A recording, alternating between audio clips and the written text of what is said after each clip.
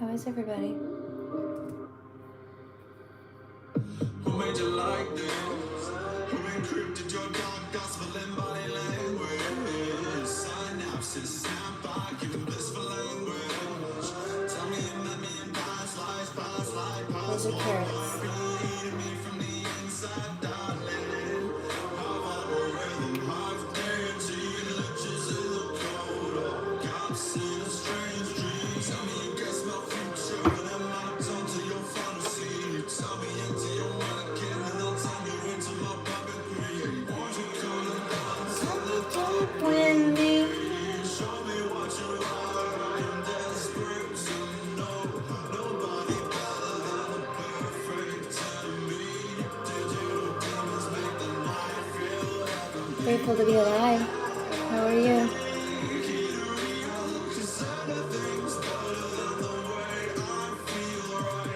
I'm sorry to hear that.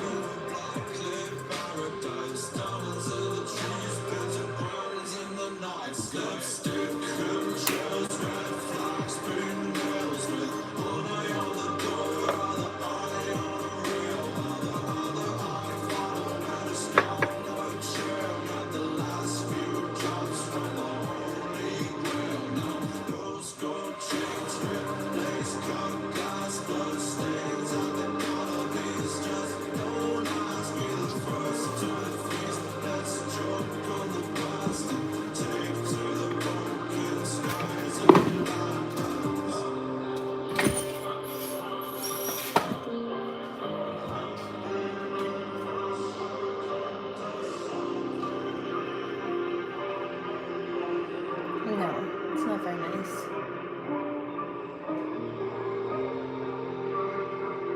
Yeah, that's toxic. That's mental and emotional manipulation.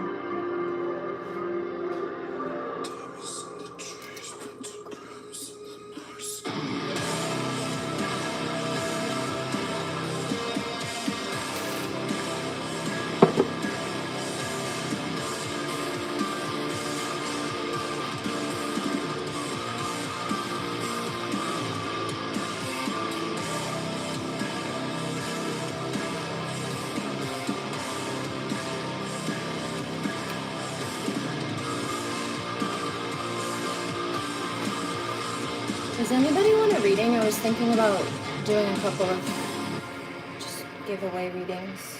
Mini ones. I don't know, 2 or 3 maybe. Depending on the lineup.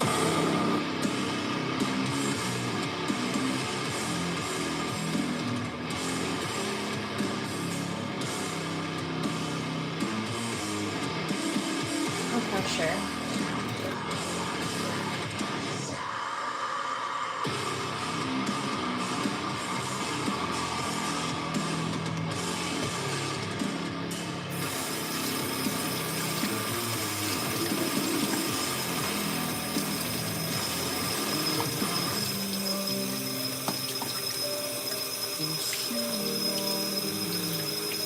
Hey, Top Gun, thank you. It's very nice. I'm getting ready to pack a bowl. Holy Sinner.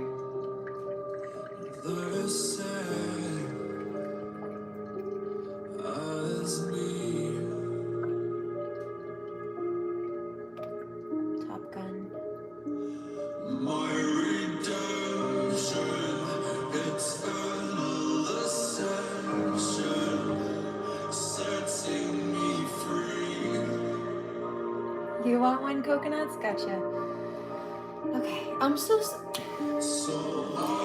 we got that fixed. I don't know what happened. I found your name in the block list. I did not put it there, but I did look. It wasn't there before. I don't know what happened. Alright, I need to maneuver a little bit.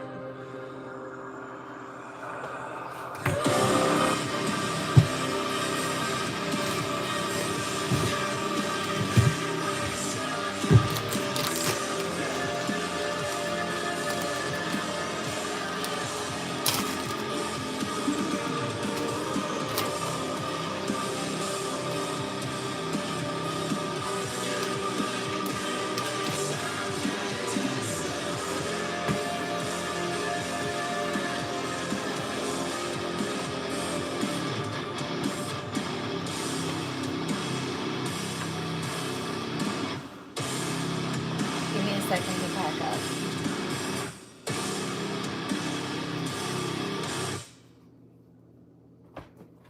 And then I'll come help. Okay, one more time. Walmart's block.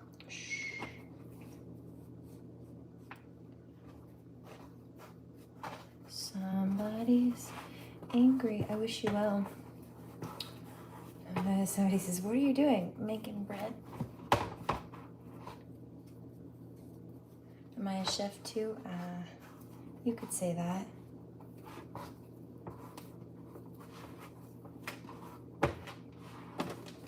Not too much more, but yeah, I got a couple projects going on right now. Give me just a split second. No, baby. First of all, I use the back of my hand, the back of my wrist to hit that. And I also, because I am in the kitchen and have food out, I sterilized everything first before I started this live, including the computer. So I washed my hands and then everything was sterilized already. I wash my hands again out of habit regardless.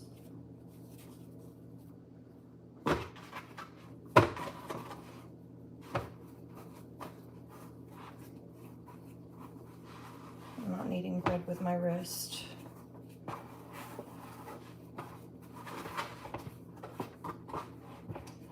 Also grew up in a restaurant. Food safety is a big issue.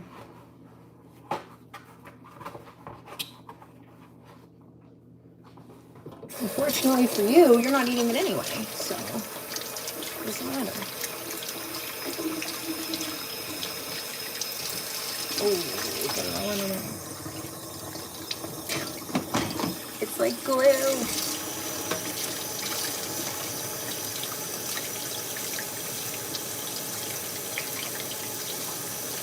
Alright, that should be fine.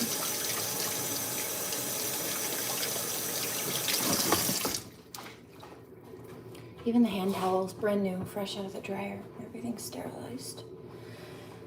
What am I making? Bread dough. Stuffed peppers I just made and took out. I don't typically deal with red meat, but I did also, it's still hot, make some steak. I have chicken soup that I'm getting ready to mix up as well. And then I had a few other things. I made some more raspberry and nut butter, raspberry jam and nut butter, like dark chocolate cups earlier, peanut butter cups, just to keep in the freezer. I made a bunch, just food prepping. I'm going to make some more green juice. Been busy, lady. Okay, let's go now that that's been appropriately addressed and established. I heard this song early this morning. I didn't play this, but it's playing, so we're going to let it.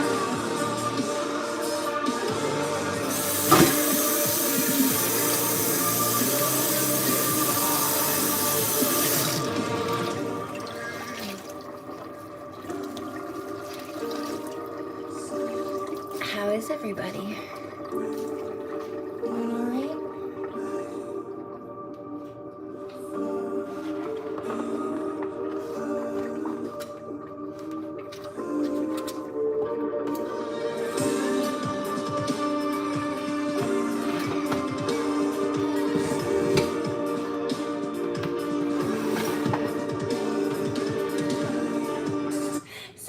I want to come over to your house for dinner. I heard that. That's funny.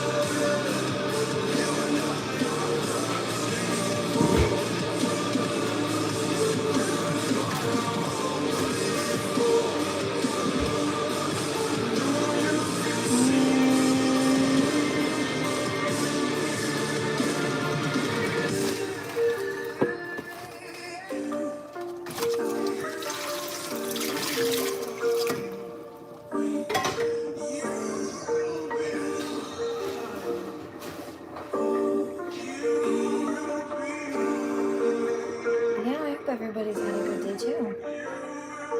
Cinnamon rolls.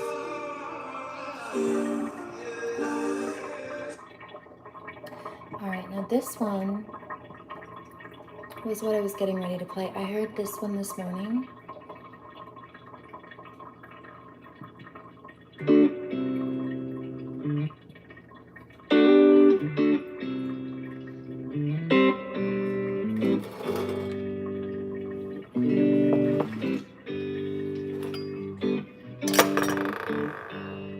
Sometimes I need a light when the moon is low. Sometimes I need some love when my feelings show. Although I never found a way to let you know, I also never found a way to let you go. And now I see the look shine on your face. The smile is warming up just like a sunny place. My worries disappearing, all my fears erased. You're my happy place. When do we ever know, dear, what's in front of us? Till we're looking back, here we see the dust. I know you lift me up when I am feeling rough. Right now I'm feeling rough. So where can you be?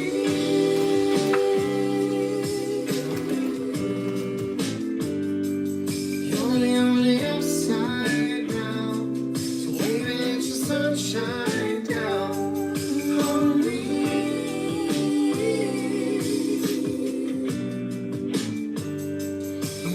From the inside out, you're the only upside down.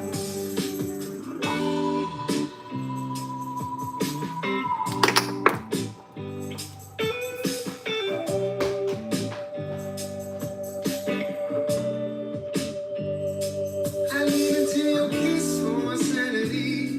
So give me all your loving for my vanity. The phone is gonna ring and we'll just let it be. Come settle in with me. Do we ever know, dear, what's in front of us? Till we're looking back here and we see the dust. I know you lift me up when I am feeling rough. Right now I'm feeling low. So where can you be?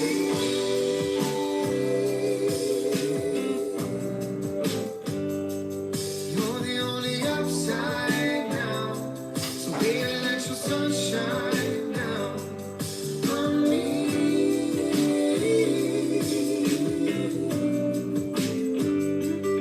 Only from the inside out. You're the only upside down.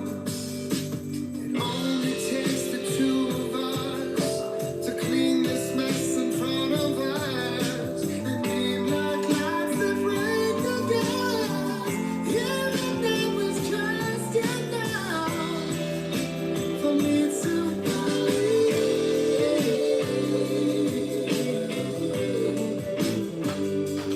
You're the only upside down. Baby, let your sunshine down. Hold on.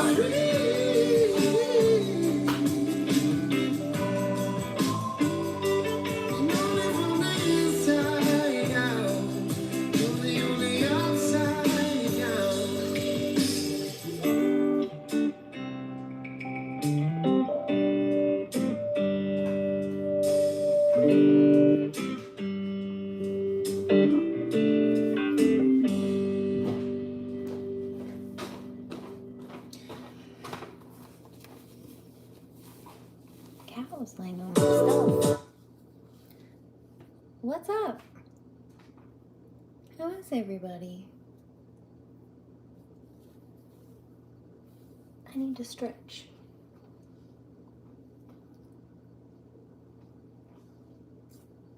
Maybe we should go over there and do that in a minute. We'll see. Anyway.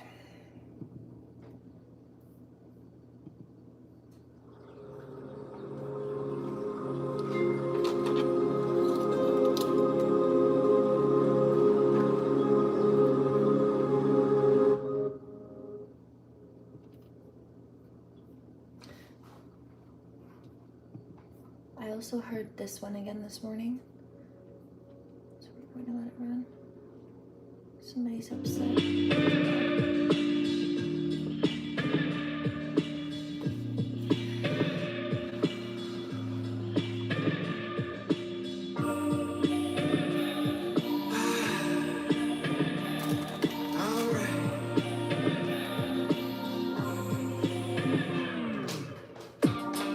Ain't this what you came for? Don't you wish you came more? Girl, what you playing for? Come on, let me kiss that. Ooh, I know you miss that. Come on, let me fix that. Twist that. Baby, tonight's the night I let you know. Baby, tonight's the night we lose control. Baby, tonight you need that. Tonight, believe that. Tonight, I'll be the best you ever had. I don't wanna brag, but I'll be the best you ever had. I'll be the best you ever had. I hit you with the best throw. No way. Freestyle. Keep sleeping on what? Keep sleeping on my sugar honey. I heard something earlier. I pulled it up. And I heard sleeping on her. Specifically sleeping on her a couple of hours ago. I have it in my history, my search history. Because I heard it in my ears. Breaststroke till you blow. Somebody says, I don't believe it. Here, hold on. It'll be backwards in the screen, but earlier today, show all history. Sleeping or sleep on her. Slept on her. Hold on, what was it? Slept. You slept on her.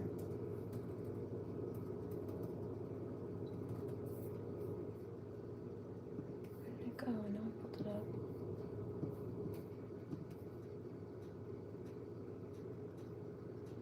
Here it is. I spelled it wrong, that's why.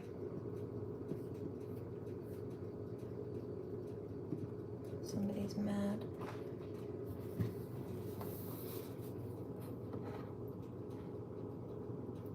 Slept on her.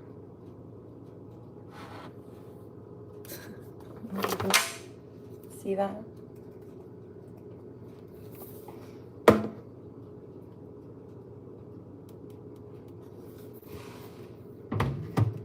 Search history, or really it's a tab at the top of the screen. I already have it pulled up. I heard it clairaudiently a few hours ago. That's hilarious. Somebody's really mad.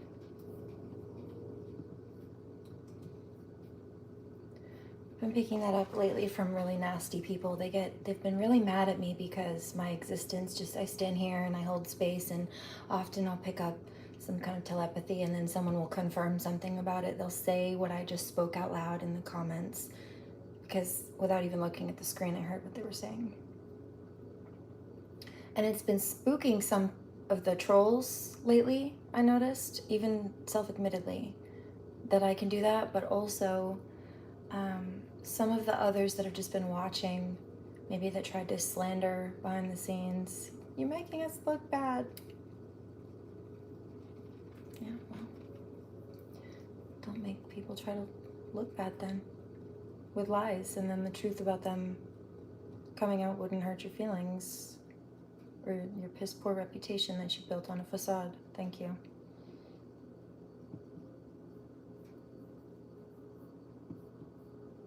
Divine Masculine's laughing. Well, good.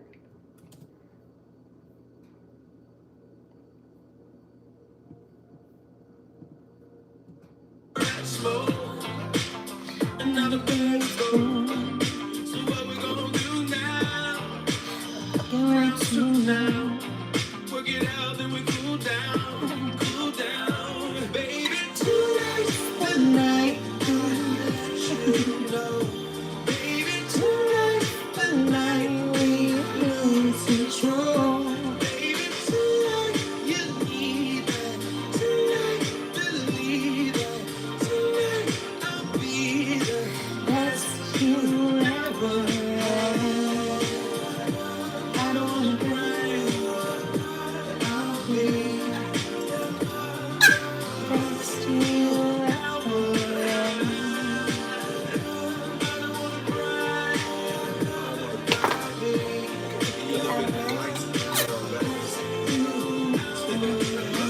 Listen, you ain't even gotta text me. Knowing me and you got that mental telepathy, meet me up at the spot, I'll be sending over the chauffeur. Rich nigga, whereas they popping up like a toaster. Nobody come close to me and you together. Step under my umbrella, we'll make it through any weather except when I make it storm. Sex in the greatest form, then hibernate under my body. And yeah, I keep you warm at the end of chinchilla.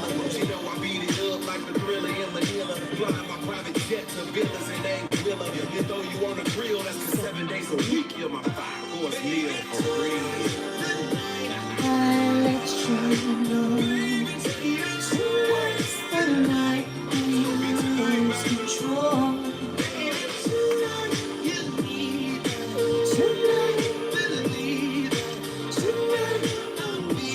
Not AI.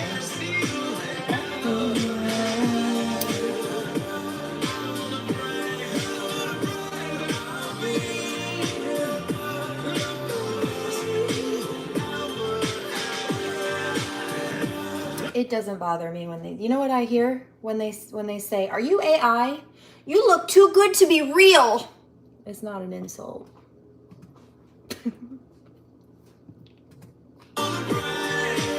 Pinch me, I must be dreaming. I can't tell if you're real or not. Real life living goddess angel fairy, thank you.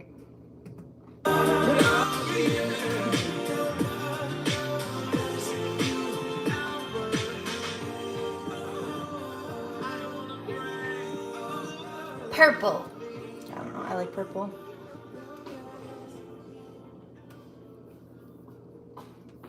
What color do you like? That should be the color.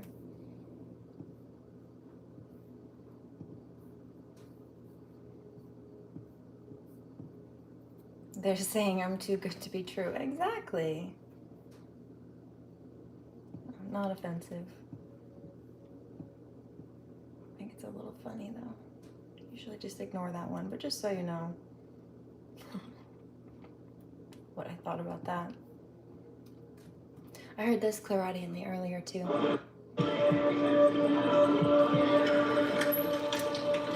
Somebody's very upset. I hope you feel better soon.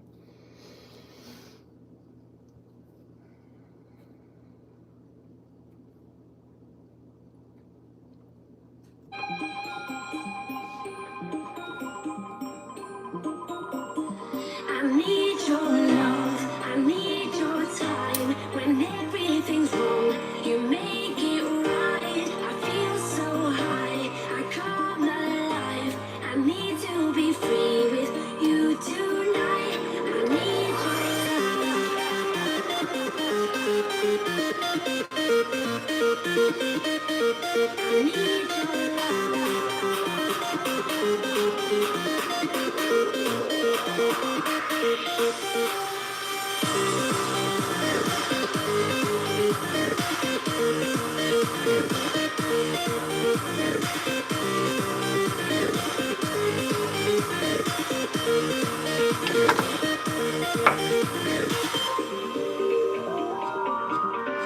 bless you, Jack. Is that a dancing deer? That's adorable.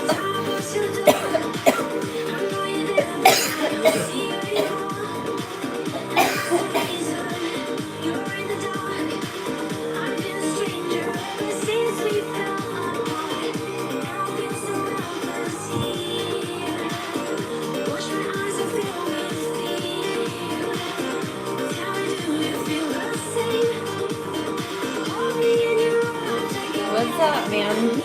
Cast your vote.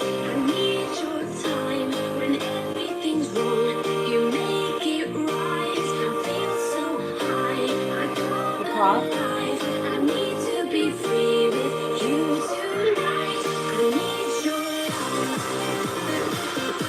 Oh, congratulations. You're getting married? Congratulations on your wedding, mate. By the way, that's what you're saying. Let's do this one.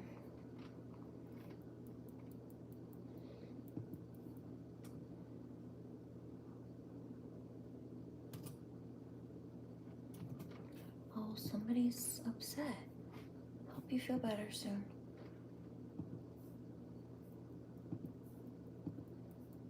I heard this one again too. Big messages of union.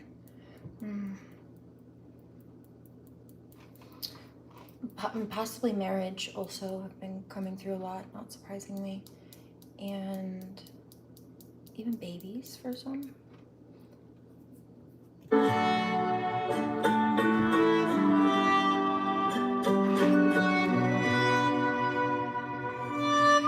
Last night was the last night you'll ever spend alone. Couldn't wait, did it in the living room. As soon as I saw you, baby, I had plans to do it till we have a baby. Even if the world is crazy. Pixelates, boy, then we'll change the world.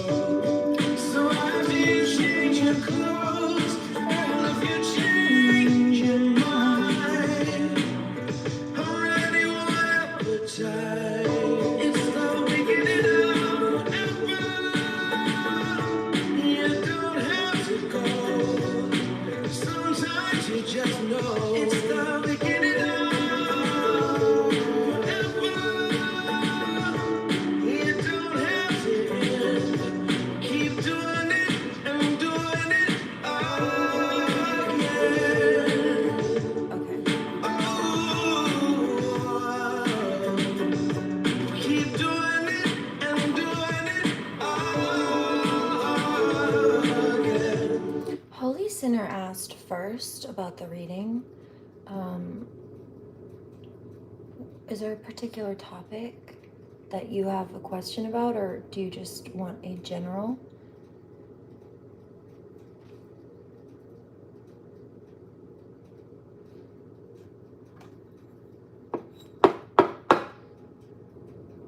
I'm just trying to figure out which text to pick.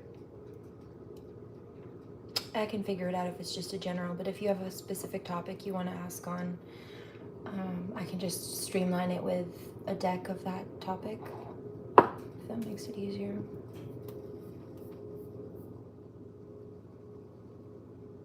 James. Hey, James. Thank you. Love and relationships. Gotcha. Okay, I see a deck.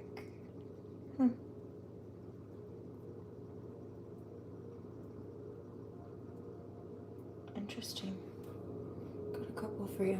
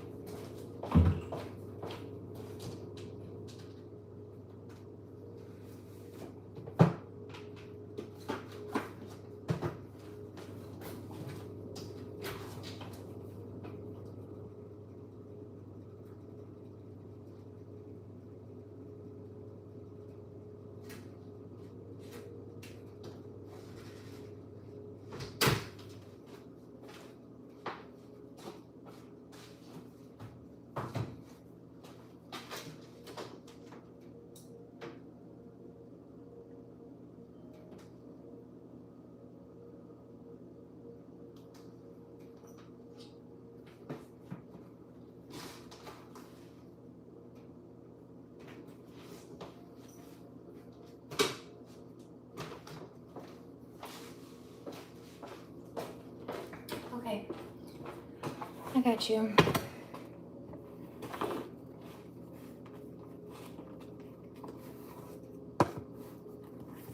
No, decks are not missing.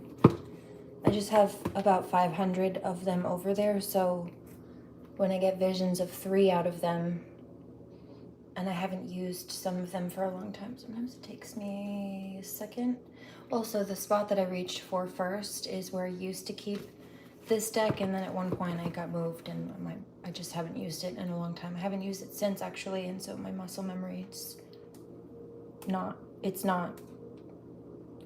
it didn't remember that it was in the other cabinet, because it was in the bottom one for years that I tried first. So that's all. That's why. You're good. Don't worry about it. So yeah, right. Somebody says, oh, well, when there are 500 decks, I guess that might take a minute. Yeah, but you saw how fast I grabbed the others. That one just got moved, that's all. I checked where it was supposed to be first. Found it quickly second. 1, 2, 3.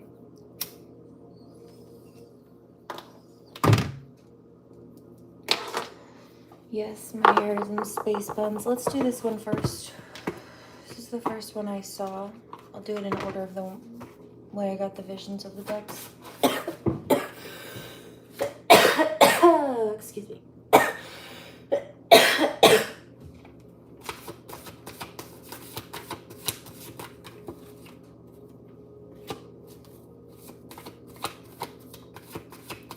Attraction. You attract romantic love by enjoying this moment fully. I know it's easier said than done, but rather than sweat about either is love coming or will this work out or whatever the case may be, will they contact me back, focus on loving yourself, like giving that energy to yourself, for yourself from what, the burdens of other people's opinions and like the weight of the anxiety over a situation or a person in particular. Like to free yourself from a person, new love. Okay, so, oh, there it is. There's the answer to my question. And you got a double confirmation. Are you ready for this? You saw me shuffle it out. I can't make it out. Do you remember what my question was? Free yourself from what? Okay, because it looks like in this picture, you are this unicorn that's been like trapped in a cage here. Trapped in a fence. But is it an illusion? Is it a confinement of your own mind or volition? Is it anxiety over a situation? Like, is this person going to contact me? Or is there a person out there for me? Or if you've been dealing with a particular person, or maybe it's somebody you're thinking about, or that's wanting to come back in, or that's tried to spin the block. A lot of us have seen that. That was the question, right? Is it like a person you're trying to free yourself from, or an energy? Could be both, but new love came out in my right hand, which is moving forward, okay? Moving forward into a future, the right side. Releasing things that don't serve you. But then, in the left, you have release your ex. And that doesn't have to be, you don't have to be dealing with a person actively. This could be that this person still, they're like living rent-free in your mind, kind of a deal. Like there's still a emotional or mental attachment, or even if it's that they hurt you, even if it's to the memory or the core wound of how somebody hurt you possibly. There was another bit too. Hold on. What was that other channel?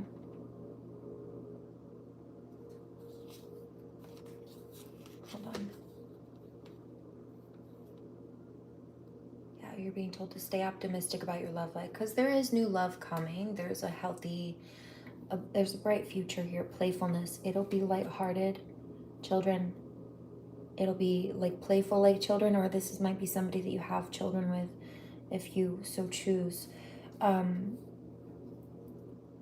My heart chakra is activating, but this will be of a healthy dynamic. However, I don't want to say there may be, but just be mindful of not letting fear. Yeah, I feel that, like the heart closing up or tension now. But it was open for this new love. It was happy and open, and like it was very pure and innocent and safe. It was safe. It felt safe. Okay. However, this past energy, like the pain from some kind of past cycle, or it could even be like childhood wounds. Bless you. From leaving it and being, yeah. And like I said, it could be a combination of things.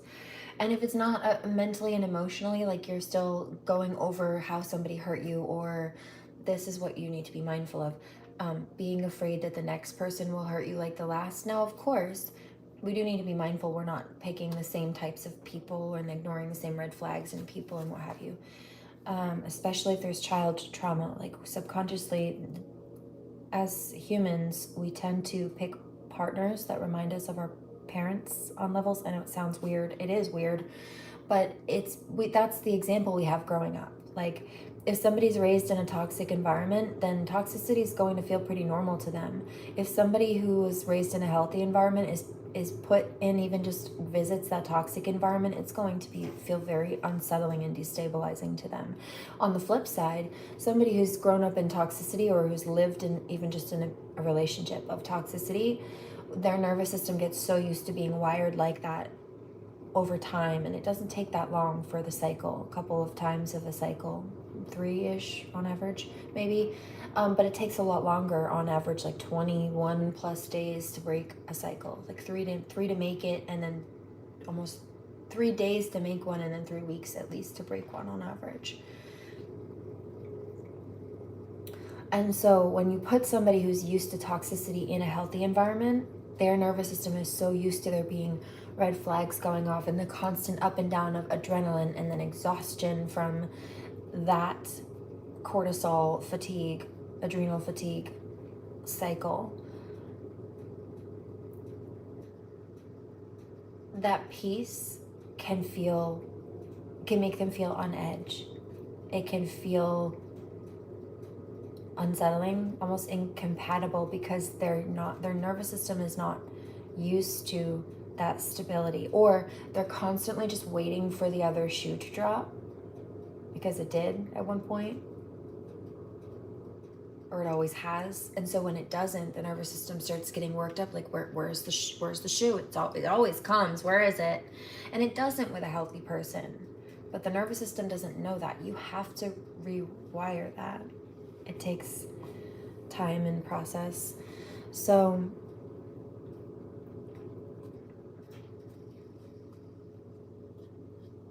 do I have plans for Thanksgiving? I was invited to some gatherings, but I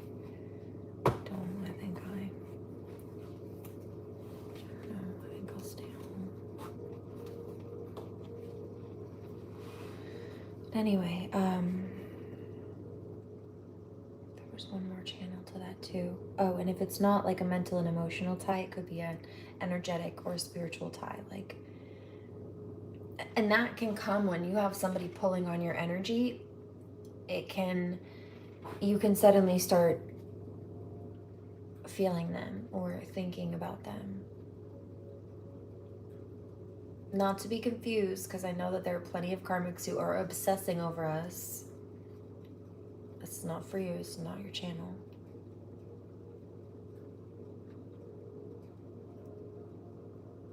Taking a dinner together. You're saying you're going on a date? Well, you're hanging out with me in the kitchen and I'm cooking and we made plenty of food, so technically. Make sure you eat. Call it a friend date. Anybody else want to join the snack brigade?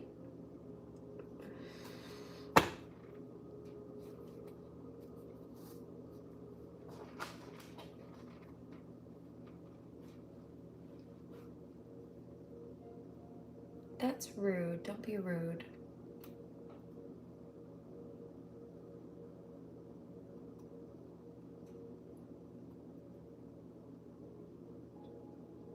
Yeah, I understand that. Got you. Hold on. Let me finish this up though for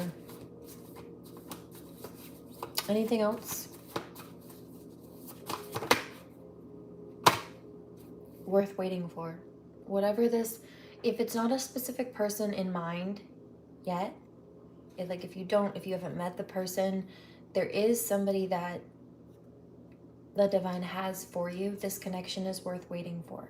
So remember they said in the beginning, attraction, like you draw in, you attract romantic love by enjoying this moment fully. So by not sweating the situation and just focusing that connection, the energy of a connection that you're wanting to give to a connection that's not there yet, give that to yourself as it's manifesting, as the universe is aligning you until you meet this person.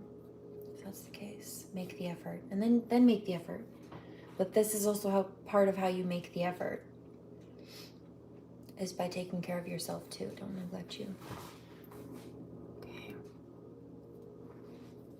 Honeymoon. There'll be time to spend time together as well. Soulmate. This is a soulmate connection. You got it. Don't worry. Okay. I also saw these decks. Let's do this one. I need to eat soon. I feel my blood sugar doing a thing.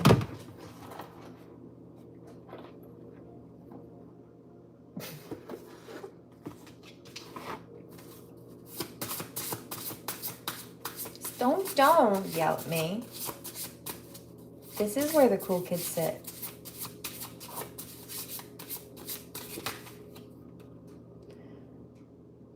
Yeah, I heard that. You mean you cooked all that food and you haven't eaten? I'm not done cooking. Unavailable heart.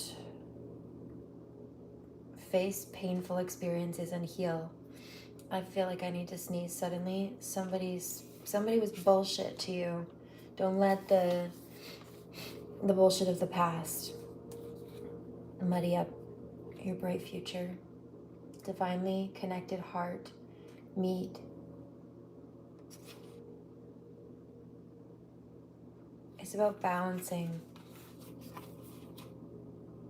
What do you desire? Don't give up on love. And then one more out of this one. Resilient heart. It's time to rebuild. You got it. It's okay. Whether it's actually rebuilding in your life or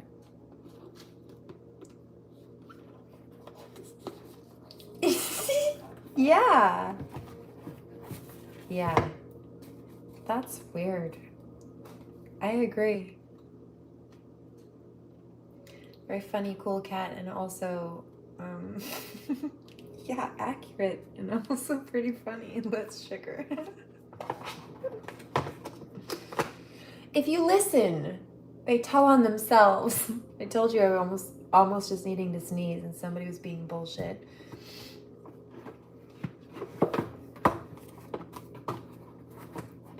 Yeah, I got one more for you, actually. So, cards about healing, right? There were messages about healing that came out, but do you know what the last deck was that I saw? So I just told you I saw 3 for you. It's a healing deck. What's the healing advice for Holy Sinner? Hydration. In fact, I'll join you. Make sure to hydrate. I just saw something about alcohol. Make sure you're not over consuming, and also even if you do have a drink once in a while, remember that it takes like 3 or 4 on average cups of water to replace a single glass or like drink of alcohol. So one little bit of alcohol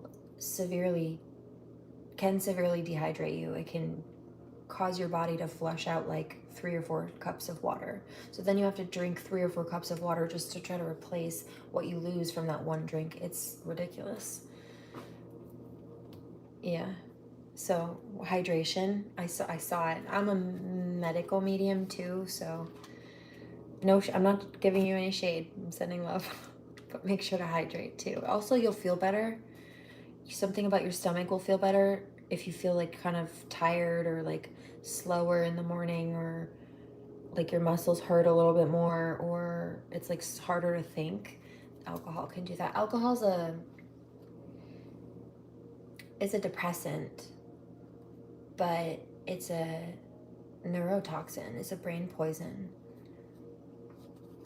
I feel that in my heart. Yeah. Also, swelling can cause swelling and issues with all kinds of stuff. It can mess with the metabolism and the blood sugar big time, because alcohol just breaks down into more sugar. And then it can cause issues with the blood. It's like dilation issues and whatnot, but that can cause issues with blood pressure and all kinds of stuff.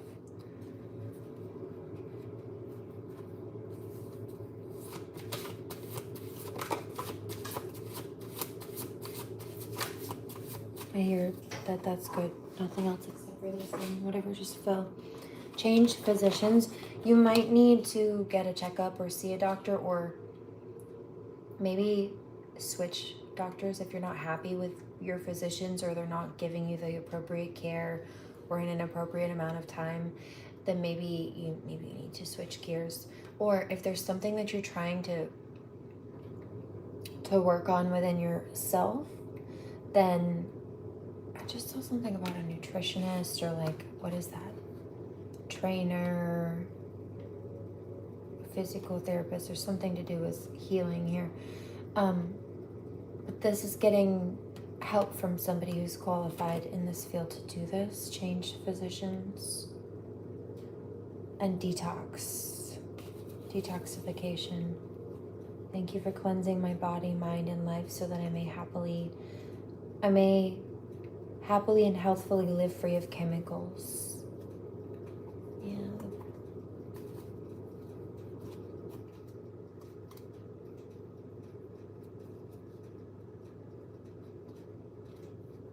Yeah, remember when they used to tell people that drinking when you were pregnant was safe?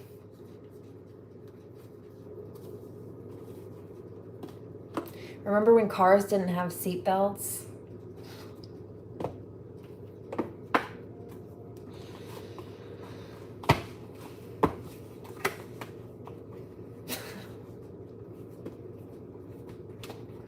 Do I charge my water? Like with Reiki, and I like moon water. I make moon water, if that's what you're asking. But yeah, I do charge it with Reiki. In fact, I was getting downloads to do that too. I like to take whatever herbology stuff that I'm called to take here.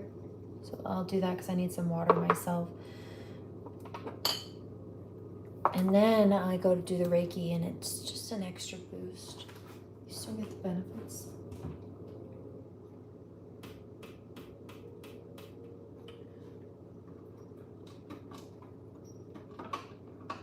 So I'll do that one. What is this? Of course it is. So if anybody's been dealing with anxiety, a natural herbal supplement that I like is skull cap. Skull, like a skull, skull, skull cap. Skull cap. It is good for the nervous system. It helps calm down anxiety symptoms.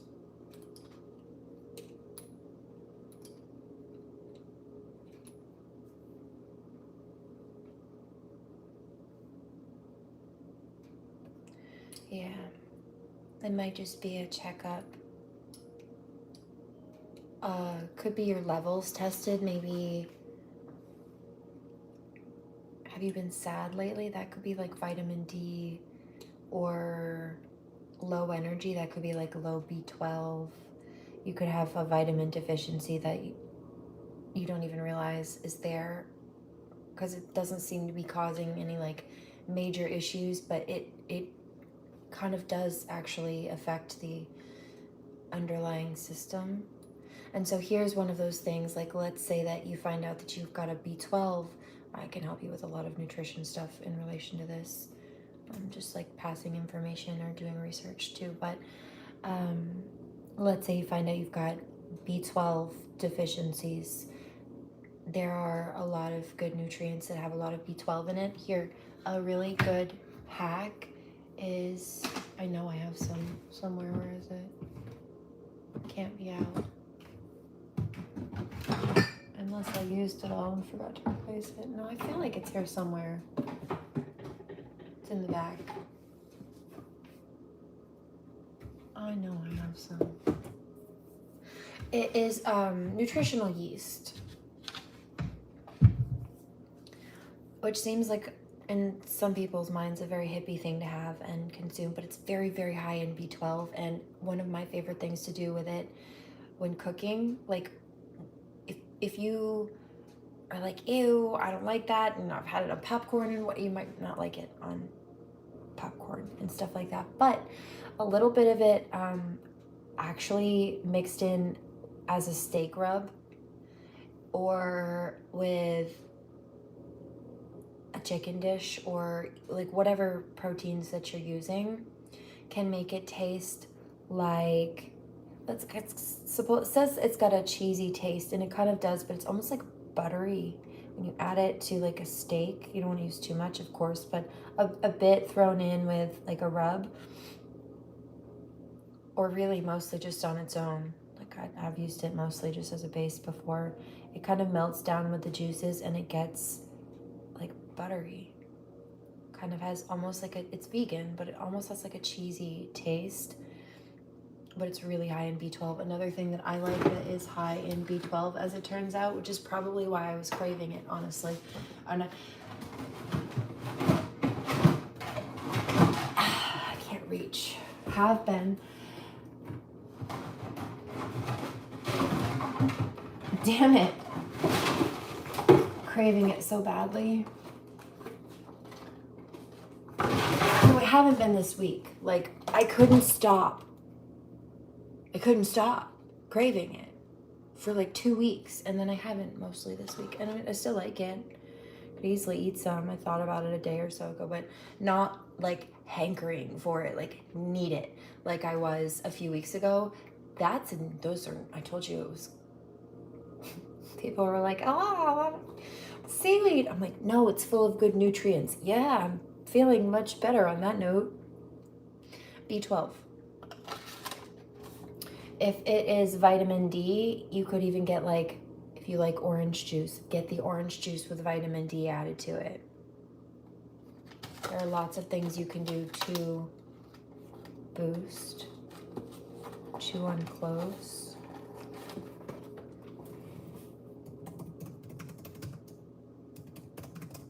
There's a reason for it. Craving cloves can mean a few things. The desire to chew on spice or curb other cravings like sugar, alcohol, or cigarettes. So your body has been, if you've been craving chewing on cloves, do you know how insane that sounds to most people? I would not do that personally. I cook with it, but you use a tiny, tiny little bit. You use the least amount of clove and nutmeg in the recipe, typically speaking. It's more like, if there's a blend of it, it's like 1/4 of a teaspoon of cloves and 1/4 of a teaspoon of nutmeg, and then like a tablespoon or 2 of cinnamon, or like, it's a lot more of the other ingredients. But those ones are so potent, I wouldn't do that, personally. But you've been craving that because, just like the reading said, your body's wanting to detox. It's been trying to talk to you through your cravings and things. I bet you there might be a vitamin deficiency there too or something, but don't worry. Just be mindful about it, understand it, and then be proactive about it is the best advice I can give. And remember that it advised to seek like professional guidance as well. Always trust your intuition, of course, but even just like a basic workup can tell you, well, if you're looking for resources on like how to get or stay sober or whatever the case may be, some of those places may be able to offer that. If it's simply just making sure your body's regulated, getting your vitamin levels checked and all that stuff, then that can give you a baseline as to where to start. And then whether you take a more Western medicinal route or you go more of a naturopathic or holistic route, like a nutritional route or whatever the combination may be that is best for you or needed for you, then you have a baseline of your own structure. And just like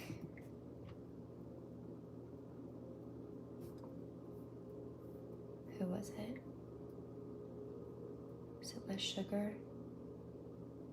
King Coda.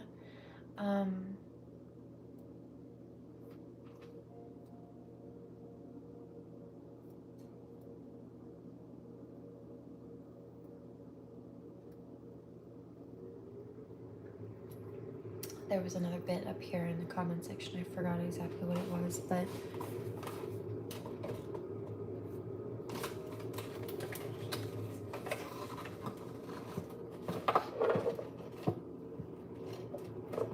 either way. Yeah, don't worry about it.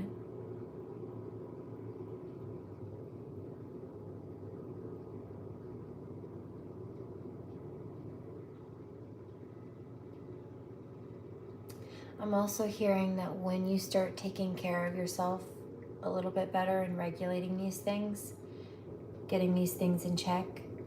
Oh, that's what it was. It was the options. Can you see my, like, what I've got going on in my career? I've got lots of options, etc. That's what the channel was about, that message. Thank you.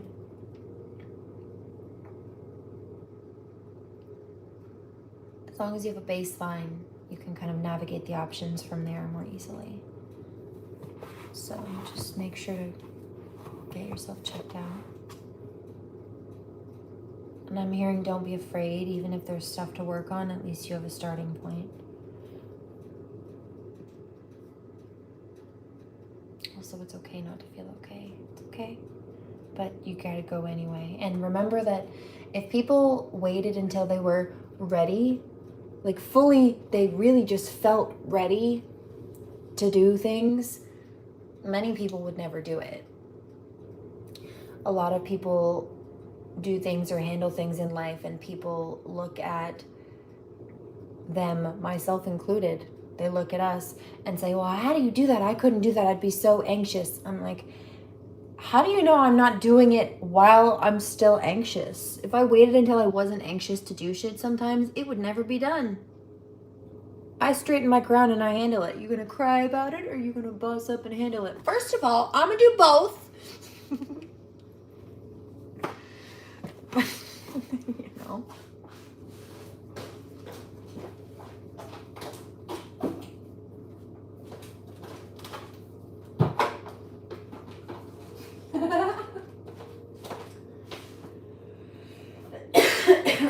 Okay, what was the other one?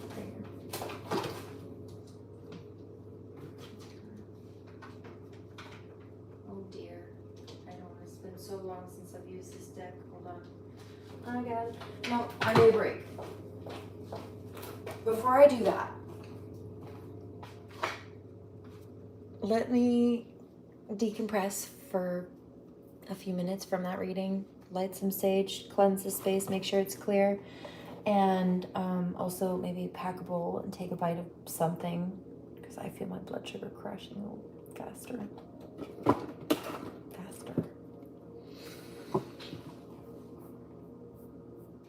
But then we'll go. Cloves are, there's a lot of spiritual, protective energy and messages behind cloves. Cloves have been used for a long time in many cultures for stuff like that.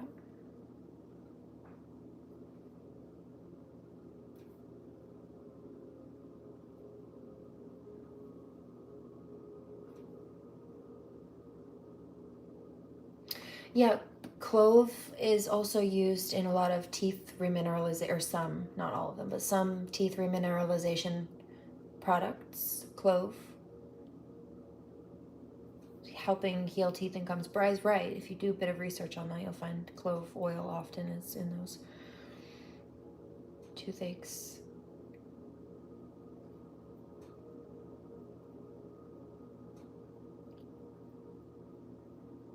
I will say that you do have to be careful about AI. I just watched a true crime the other day, and it's this girl who, like, she lost it on TikTok. She just, I guess, Googled a therapist in her area one day and just picked the first guy and, like, became obsessed with him, fell in love with him or something, and became convinced that he was trying to manipulate her into falling in love with him. It was a whole thing, but he was like a married guy, I think, or something. It was, I don't even remember what the deal was, but it was a problem. Somebody says, well, what does this have to do with AI? Well, she was going on the chatbot, whatever those AI question programs are, and somebody says, sounds like you don't use them. I don't. And she would ask conversations about the therapist and, like, ask the chat bot what it thought of the situation, and it told her what she wanted to hear. It told her that the therapist was manipulating her into falling in love, and, like, it was lying to her, but she believed it because she was already in a state of psychosis.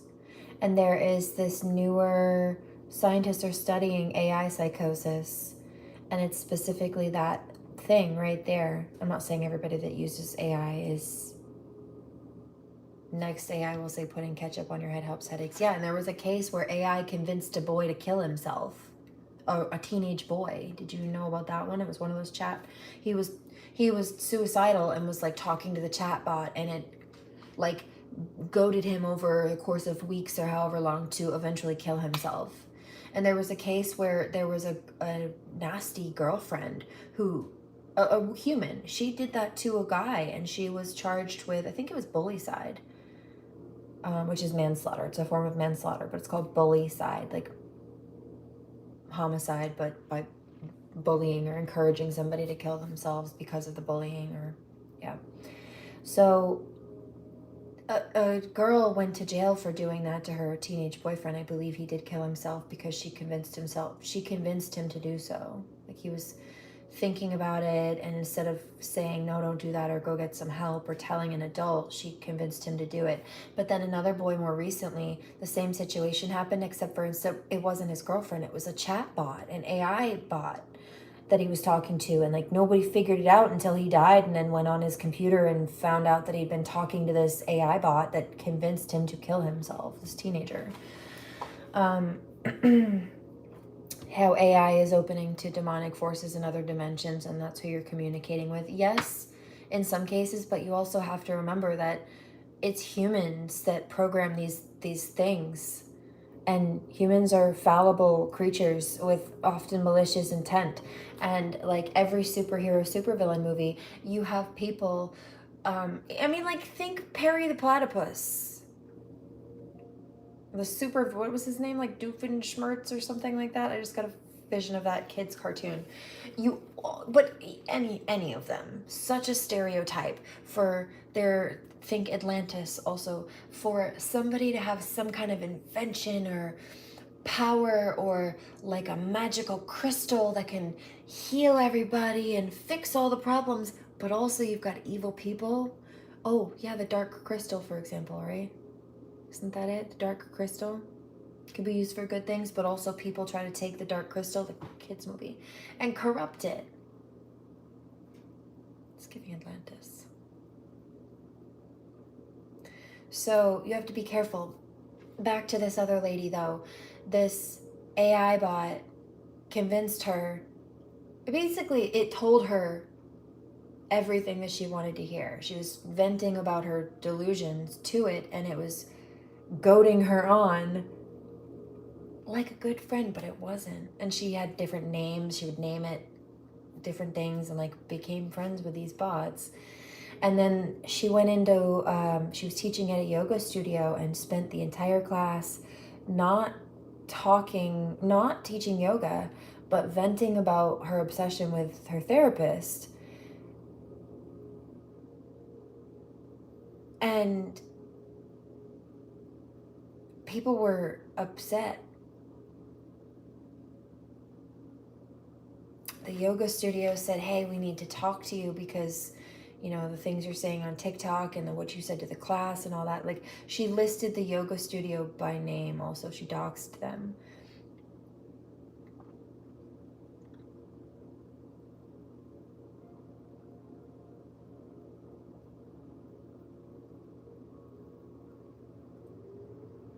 And then proceeded to go home after trying to avoid a conversation with the yoga studio to ask the chatbot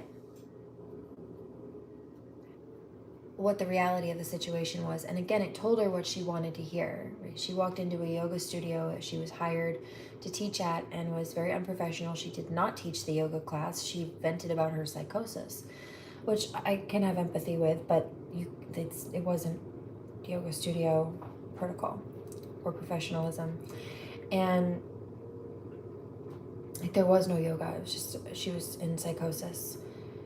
And so and then she went on TikTok venting about all of this and talking about the studio by name, but customers were upset, and it was having a negative effect on the yoga studio's reputation, and it was causing business damages also. So they called her in just to talk, like, what's going on. They weren't saying necessarily we're going to fire you, but they needed to have a conversation about what was going on and like the things she was posting on socials. And she tried to dodge them and basically said, you know, it's not convenient for me to come talk to you. And they said, well, this is an emergency because, you know, you're affecting business and the social medias are blowing up, not in a good way, and this is a problem.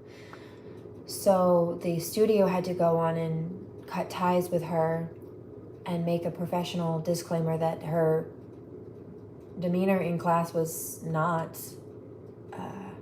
cleared by them. It wasn't normal protocol, which was not their fault. And like, she's mentally ill. Technically, it's not hers either. It is, but it's, you know, she has issues that she needs to have worked out, obviously. But this chatbot convinced her that the yoga studio was just being mean and trying to bully her into this and that and wanting to have a conversation. I'm like, no, the yoga studio was just trying to clean up the mess that you made and salvage their business. But that required a conversation, either of closure or some way to cause reparations, you know, create reparations, repair damages. And none of that was done. She blew it off. But the AI bot told her in both cases, with the therapist and with the yoga studio, that she was right and she wasn't. So what I'm getting at is this fueled her psychosis.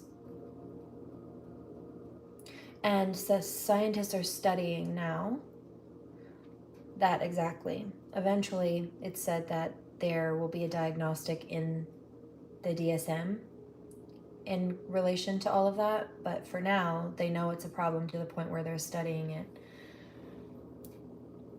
Do I know which chatbot? I forget which one, but I think a lot of them are similar. And honestly, is it not like every robot horror story movie? It's not robots, it's zombies. It's a bad experiment gone wrong. Hold on. Who was it?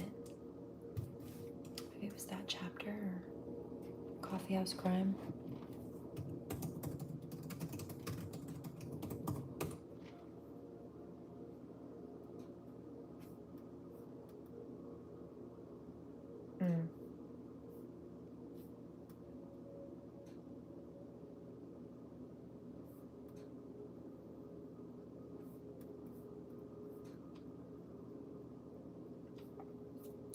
It might have been Film Cooper. Hold on.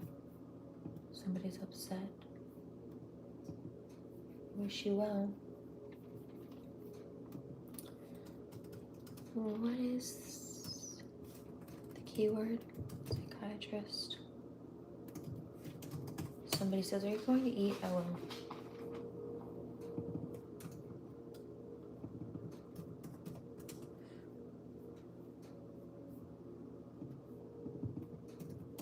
What's up, weirdos? What's up, weirdo?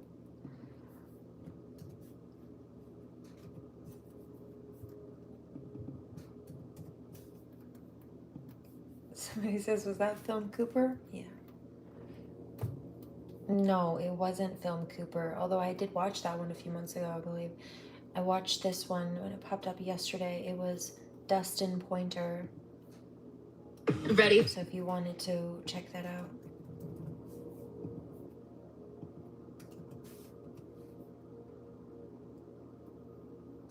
Tomato and sea salt.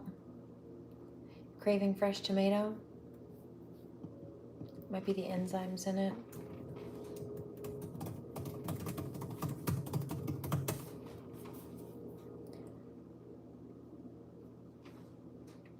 Iron, vitamin C, lycopene. I bet it's the lycopene.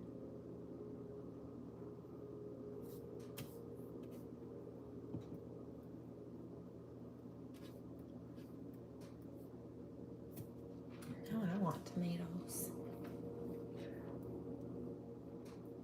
Made that tomato sauce. Still have a bunch of that in the fridge.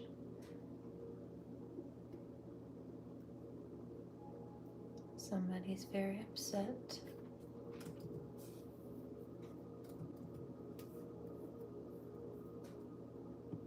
Bullpack.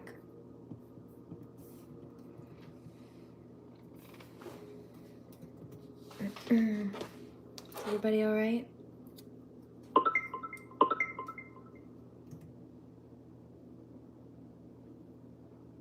I'm going to sleep so well tonight.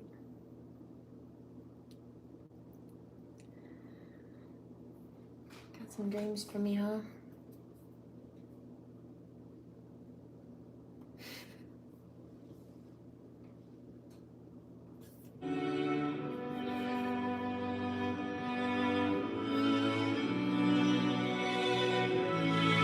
You did? Homemade tomato juice. Would you rescue me? Would you get my back? Would you take my call when I start to crack? Would you rescue me? How are you, Leanna? Are you Would you good? rescue me? Would you rescue me when I'm by myself? When I need your love? They tell on themselves if you Would listen. Would you rescue me? We don't talk much, not anymore. Broken bottles and slamming doors, but we still care about each other. Say we care about each other. I know life took us far away, but I still dream about the good old days. We took care of each other. We were living for each other.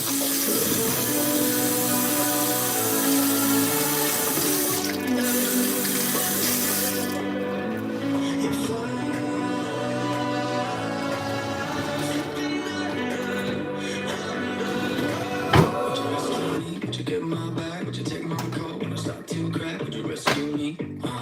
Would you rescue me? Would you rescue me when I'm by myself? When I need your love, if I need your help, would you rescue me? Would you rescue me? Would you rescue me? Would you get my back? Would you take my call when I start to crack? Would you rescue me? Would you rescue me? Would you rescue me when I'm by myself? When I need your love, if I need your help, would you rescue me? Would you rescue me? Yeah, I miss all the times we had. Can't forget what you can't get back, and you can't find it in another man. Time that ain't your lover. I don't care what you got before. I'll be there anytime you call. Don't you ever call another. No need to call another. And I start to wonder if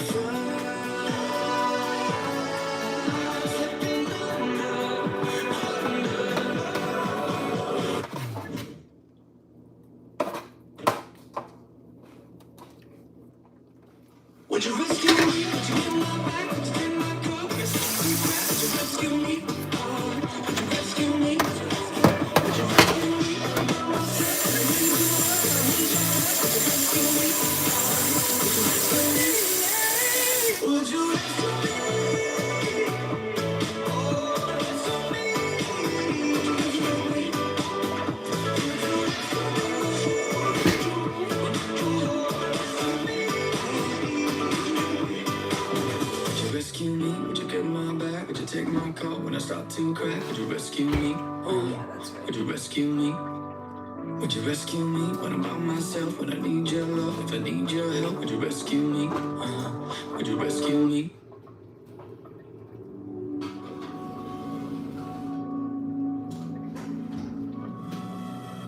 Oh wow, that looks really good.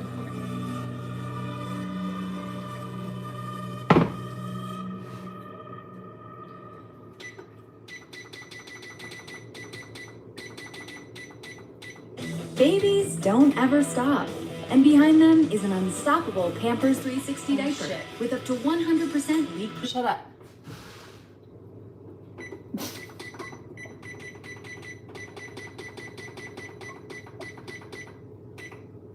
Somebody said, "What are you doing now?" Well, I didn't expect this to rise so well or so fast or so quickly, but it did. Like, exquisitely so. So I need to bake this off now before it overproofs.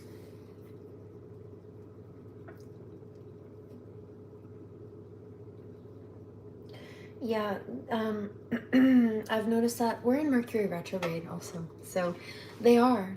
Some of them came back around because they hadn't learned their lessons. They were stirring the pot, right? Old cycles. I don't think I have to explain all of that to you, but some of them came back around because they were dealing with their karma and they were in such discomfort that they felt the need to lash out or like see what other people had going on, as if not minding their business, again, wasn't what got them in trouble in the first place. But yeah, watching people carry their own karma, that's right. I'm glad you're okay though. Just got chills. NF, that last song, no, that was One Republic, Rescue Me, I believe. And then I also heard this one.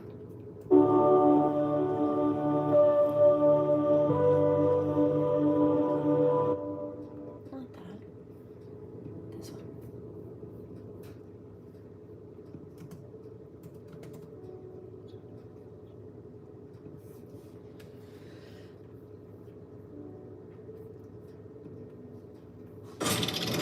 Somebody said, "Are you gonna smoke?" I am. I'm gonna pack a new fresh bowl.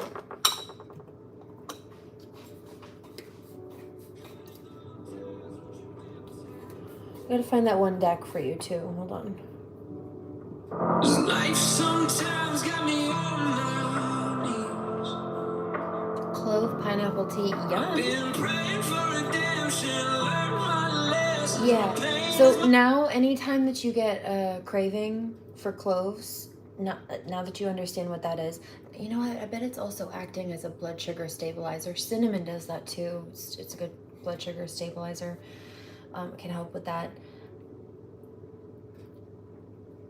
But now that you know that, and anytime you're craving that, make sure to listen to your body and try to honor that cue, or at least be mindful of the fact that that's what it's trying to tell you, and that may help you a lot. You can also pray. It's not that you don't still need to take physical steps to take care of yourself, but prayer against cravings, and then also for healthful for healthful cravings or for help aligning a more healthful lifestyle, that can be beneficial. Again, you still need to make sure you go to the doctors if you need to. Still need to make sure to apply, whether it be holistic or Western medicinal, whatever practices that you need to for your own benefit. But prayer can help with a lot, including clarity with self in situation, and then also navigation forward. I got you. Clove and ginger.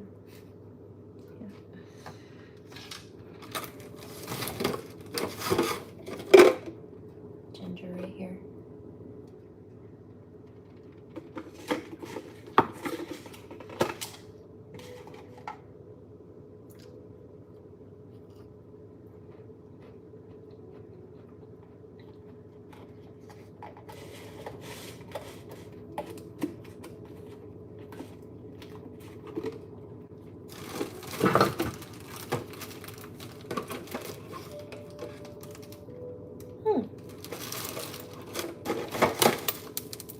You have a ginger plant growing.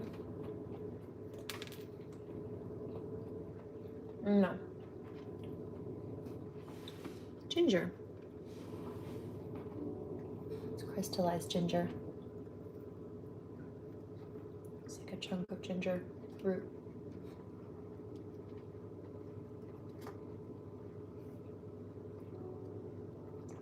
I don't like blue cheese. Ugh. Ugh. Ugh. I actually just gagged. Nope, not for me. No shade if you like it. I know people that do and think that's their jam, but no, not for me. No.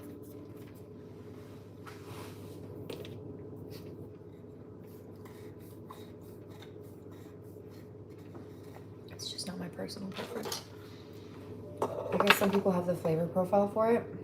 I do not. And that's perfectly fine for me. If it works for them, that's their prerogative. I don't want it on my plate or in my mouth. I do want some seaweed though.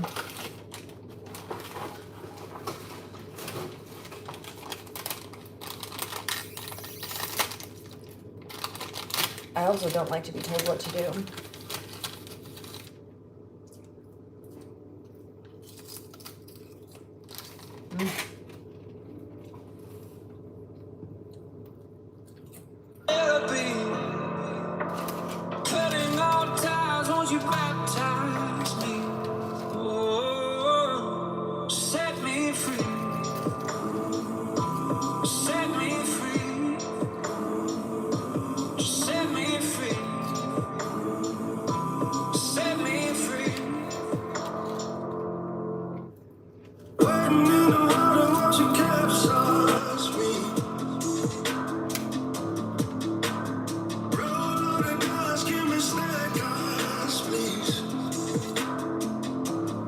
You like blue cheese, Brian? My sister's dad, growing up, he always liked blue cheese, stuff like that. I don't know if my mom does. I don't. Some people love it. I've never been able to do it.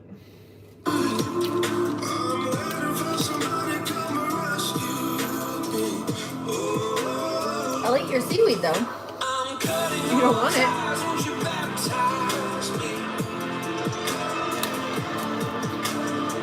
Sometimes got me on my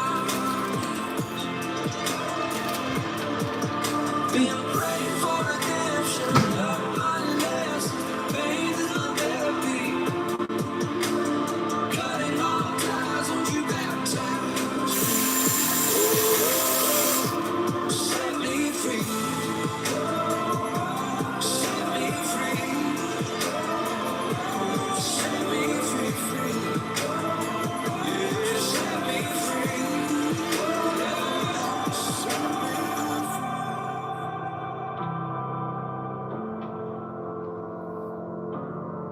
I just got chills. Wash me clean, set me free, just strip me of my feet. Wash me clean, set me free, just drown me in my tears. Wash me clean, set me free, just strip me of my feet. Wash me clean, set me free, just drown me in my tears. Cutting all ties, won't you baptize me? Life sometimes got me on my knees. Been praying for redemption, learn my lesson, pain is my therapy. Cutting all ties, won't you baptize me? I heard don't go. You know, we just established that that was not a healthy environment for you right now.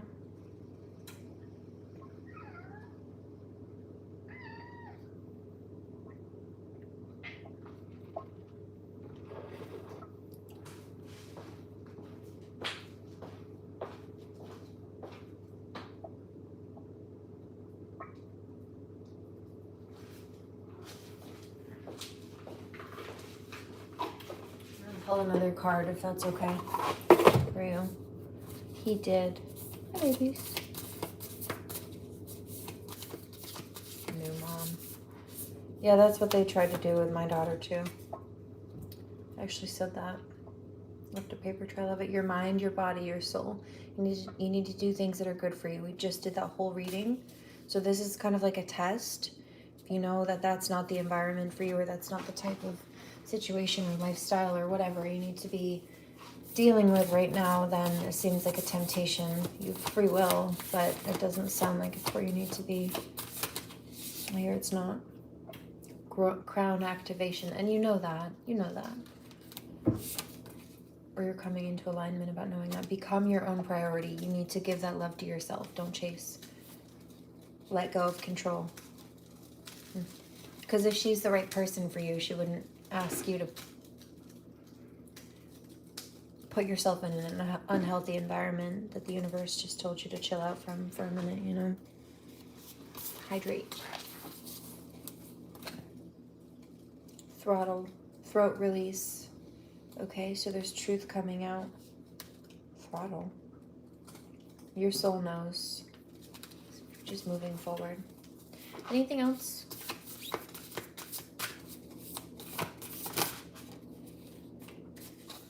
Move your body to move your emotions. So exercise can be good. Taking a walk. She saw a bicycle. Do you like to bike or something? I don't know.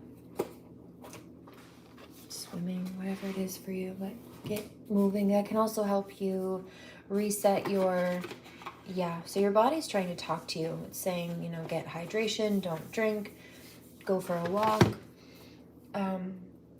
Those things will help you regulate. And if you're in a position where you don't know what to do about a person, or you're not really sure what to do about yourself, start there. Start with that self-care. Breath work is good. Breath work can be good.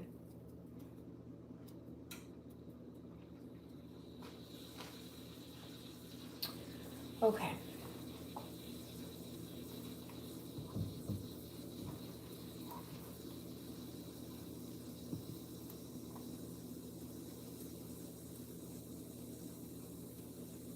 I heard this one too. It's popped up earlier. I don't think this one was clairaudient. I think this one was just in my feed and it caught my attention, if I recall. It's Anise, Sun and Moon. No, I can't take that risk.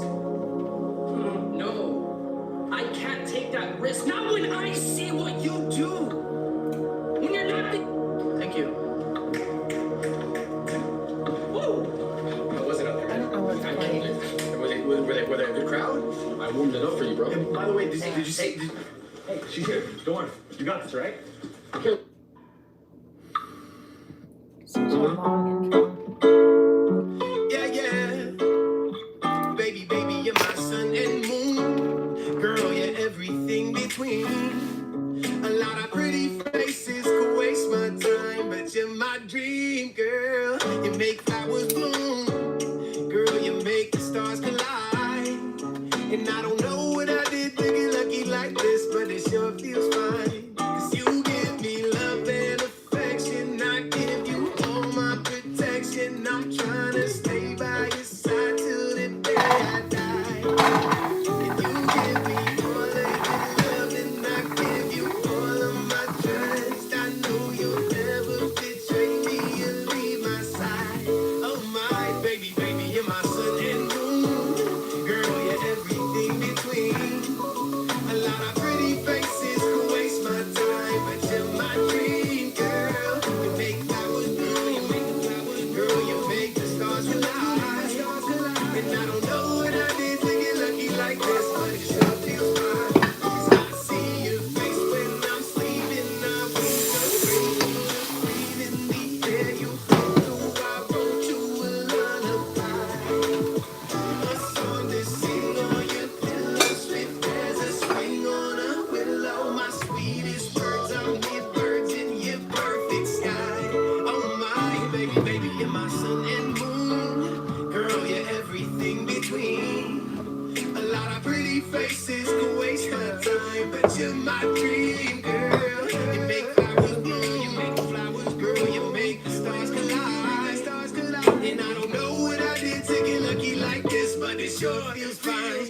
baby, baby, you're my sun and moon. Girl, you're everything between. A lot of pretty faces can waste my time, but you're my dream, girl. Make flowers grow, you make the flowers grow, you make the stars to lie, you make the stars to lie. And I don't know what I did to be lucky like this, but it sure feels fine. Oh my, oh my, Friday. oh my, oh my, oh my, yeah. Oh my, baby, baby, you're mine.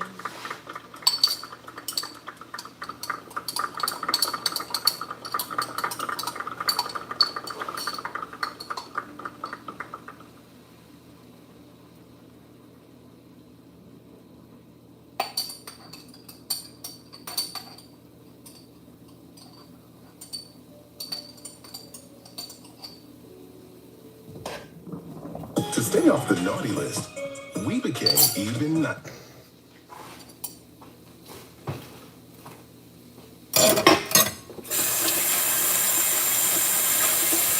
It smells like chilies.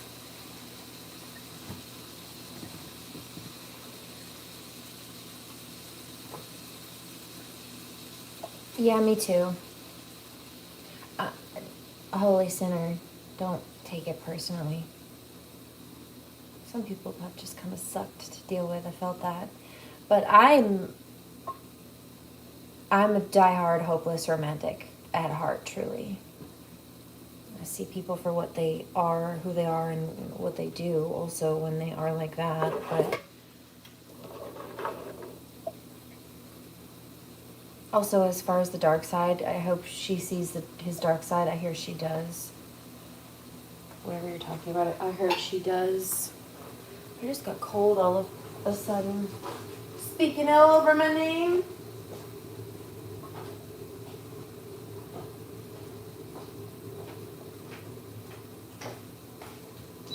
Somebody says, well, you shouldn't be cold. You're cooking right now. Right. Right?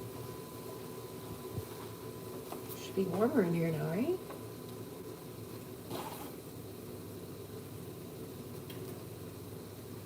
The real yearners for meaning. Yeah. For meaningful connection. Go deep, man. I think we're ready now.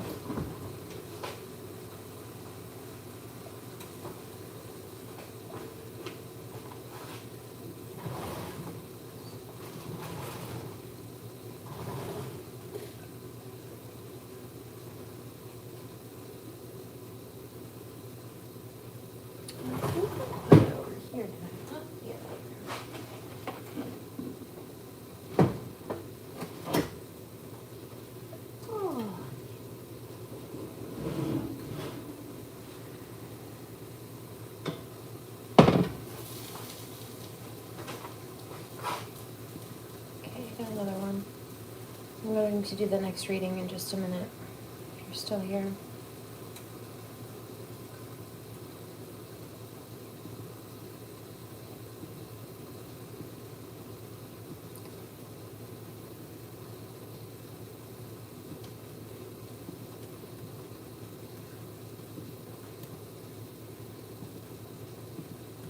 Somebody's very angry.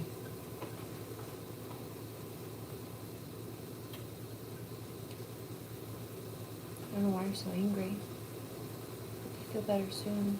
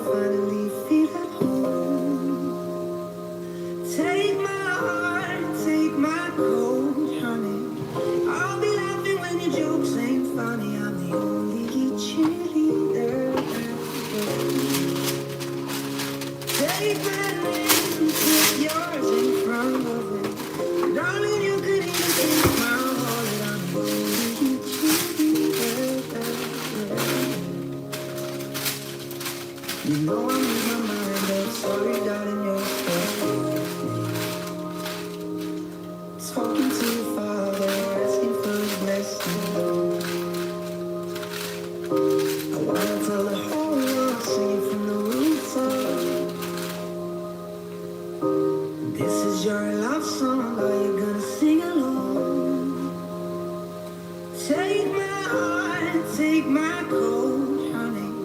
I'll be laughing when your jokes ain't funny. I'm the only cheerleader that you'll ever need.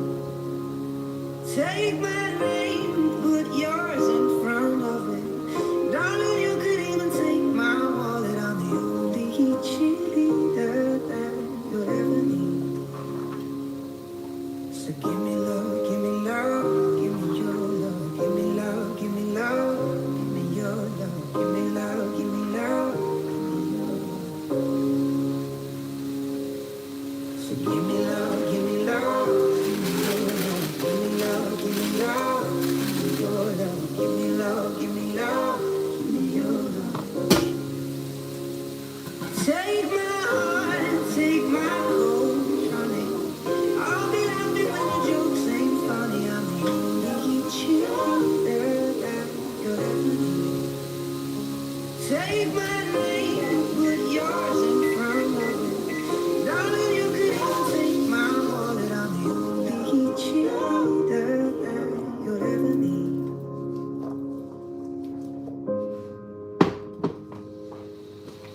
Hold on. Bread is cooking. Zoe? Got a lot done today again.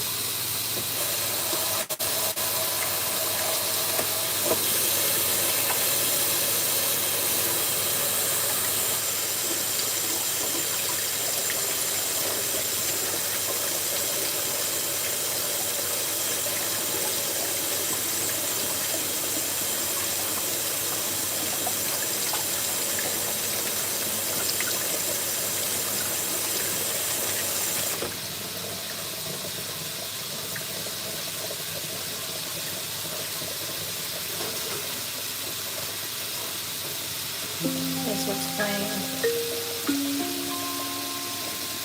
I did not pick this, but we're going to let it play. I like it.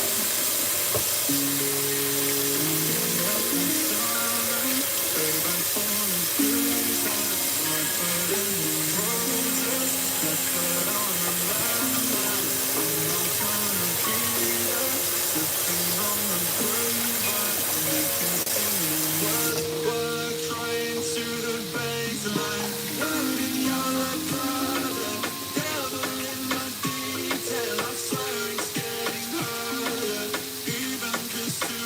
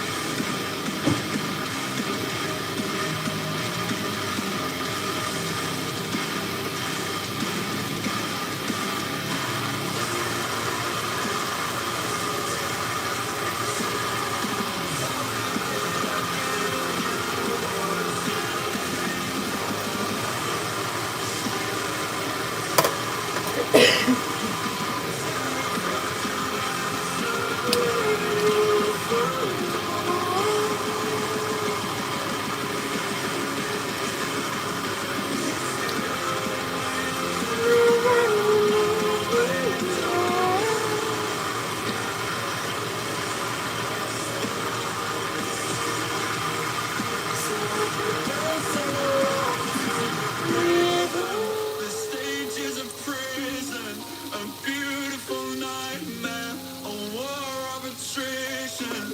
I'll take what I'm given, the deepest incisions. I thought I got better, but maybe I didn't.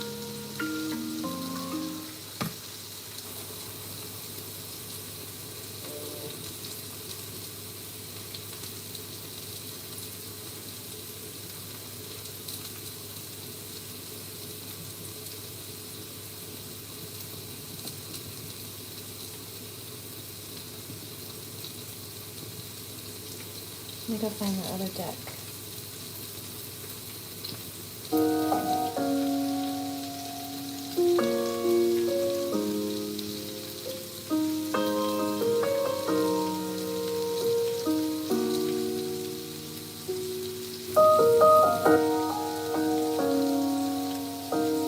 Top Gun. Did Top Gun leave for the night? I'll have to catch him next time. Yeah, I've got to go to sleep. Yep. My apologies, Top Gun. It's probably not here anymore, but I will catch you tomorrow.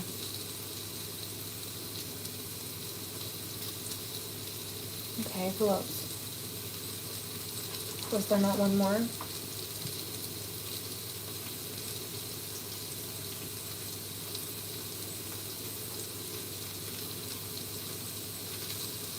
Ghost?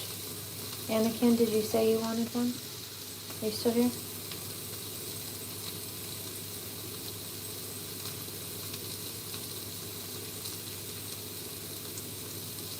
Alright, so I'll just work on that deck. The career one tomorrow. No, it's up to you. If you don't want one, then I won't. If you do, then just let me know if it's a general or... No, you're good. Just let me smoke a bowl.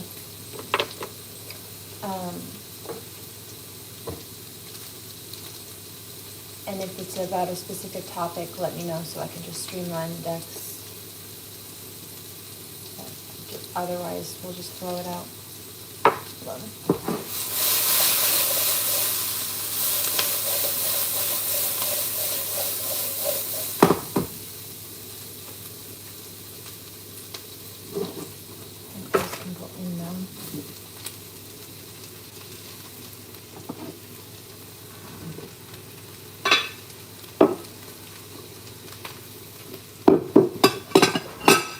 Sorry, that was loud.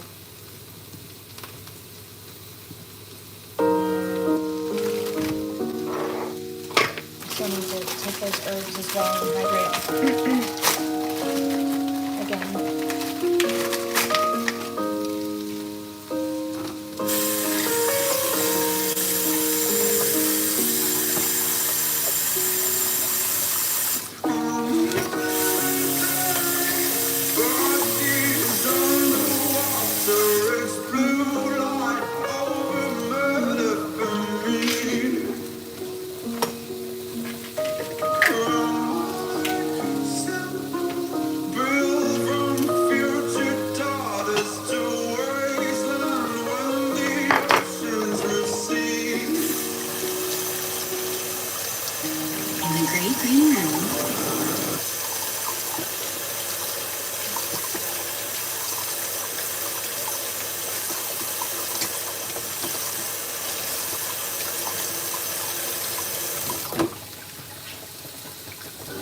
This holiday season, she's concealing something.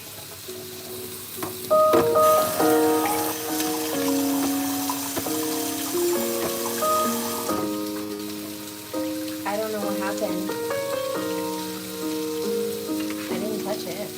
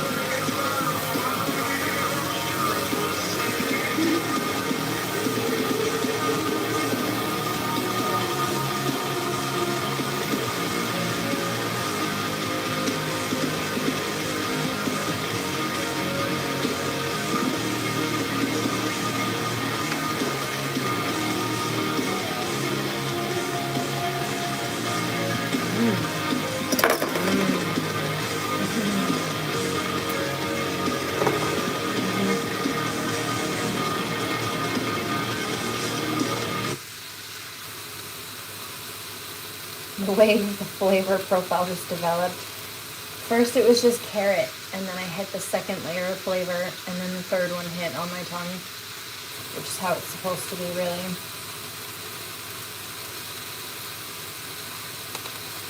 That was yummy. Yummy good soup. I have not. I'll pack a bowl.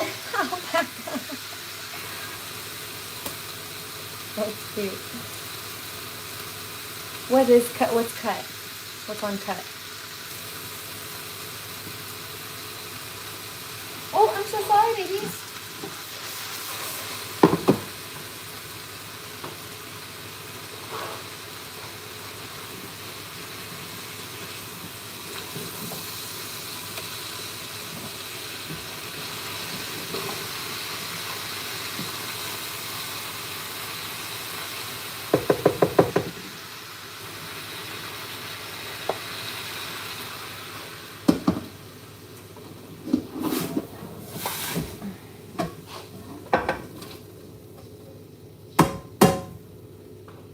Transfer.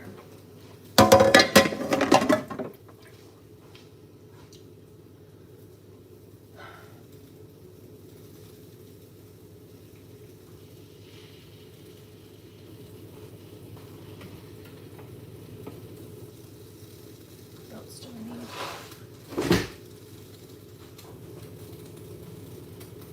Whatever I do, thank you.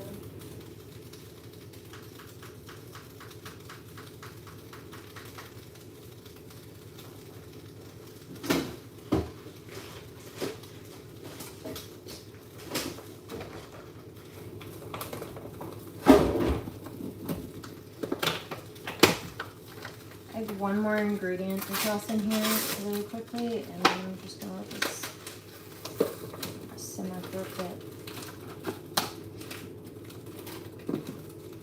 And call it good.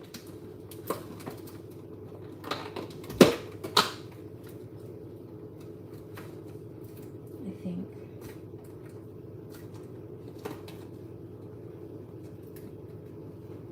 Goodness gracious.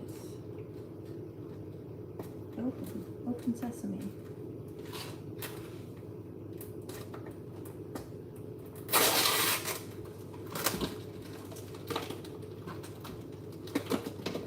Hold on.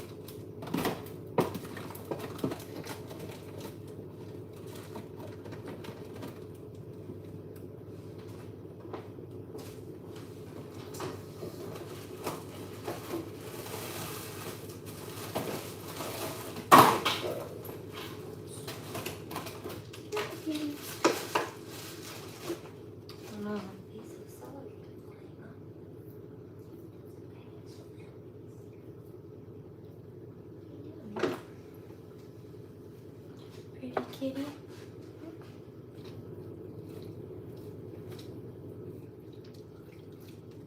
All right. Did you say whether you wanted a general or a specific type of reading? I missed that.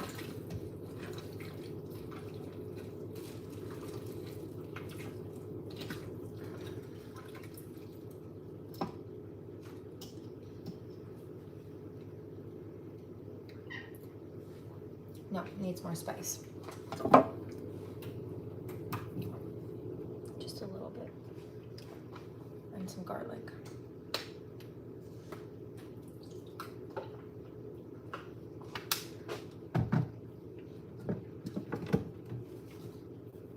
Anything else? Let's move over here. Somebody's angry. Hope you feel better soon.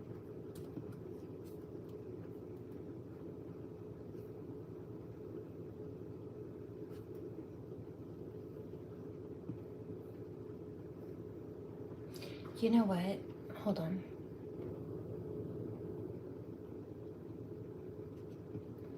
I think it was that chapter. If you don't mind, I'm going to put on a true crime for a minute. No, kitty. No, no, no, no. You're being dumb. Get off the counter. You get off the counter, you nerd. Get off the counter, motherfucker. Motherfucker, you burned yourself. You burned your ass. Like I told you to not do. Because I can smell it. Burned cat butthole. Not really, but it smells like burned hair all of a sudden, and it's not mine. I told you no. His brother did it last time. You see, when I'm telling them to get off the counter, I'm not being rude. I'm not trying to be rude. I am genuinely trying to keep them from hurting themselves.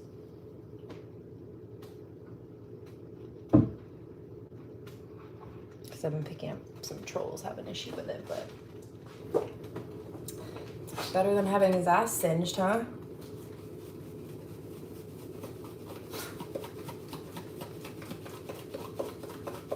Right. Somebody's like, yeah, and you've had food and stuff up there. Exactly. I don't want him up there when I'm cooking. Unfortunately, I just had all that stuff put away, except for this over here, which was not over there, but I don't want him up there either way. For his safety and his sanitation. Thank you.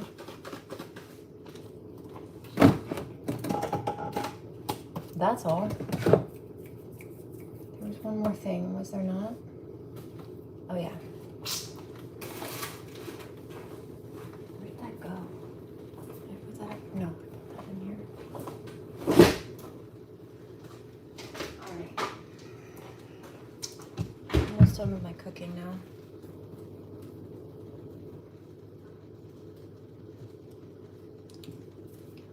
Cops discover killer mom was actually framed by her husband. I wanted to see this. I know what. Actually, we often find parallels between the true crimes, don't we? So there's an emphasis on the divine feminines being attempted to be set up by like an ex, possibly child's father or something in some cases, which is not new. It's been coming up, but all of a sudden here's another true crime. Paralleling again. Hey you, and welcome. My name Hey. is Mike, and in this old video, on a lonely road in a lonely part of the country, a horrifying scene would be discovered. This was, of course, the result of lies, plots, and some nefarious activities, which of course are some of our favorite activities. For legal reasons, that was a joke. Wink. That was sarcasm. Before we get into it, please subscribe to see new stories for the dark every single week. Look, now it is back to Texas. he has to for outline love the triangles, joke, too. twists, Should not and do one hell that. of a right spark. Trolls. Okay, that was actually sarcasm. Yeah. Let's give it a go.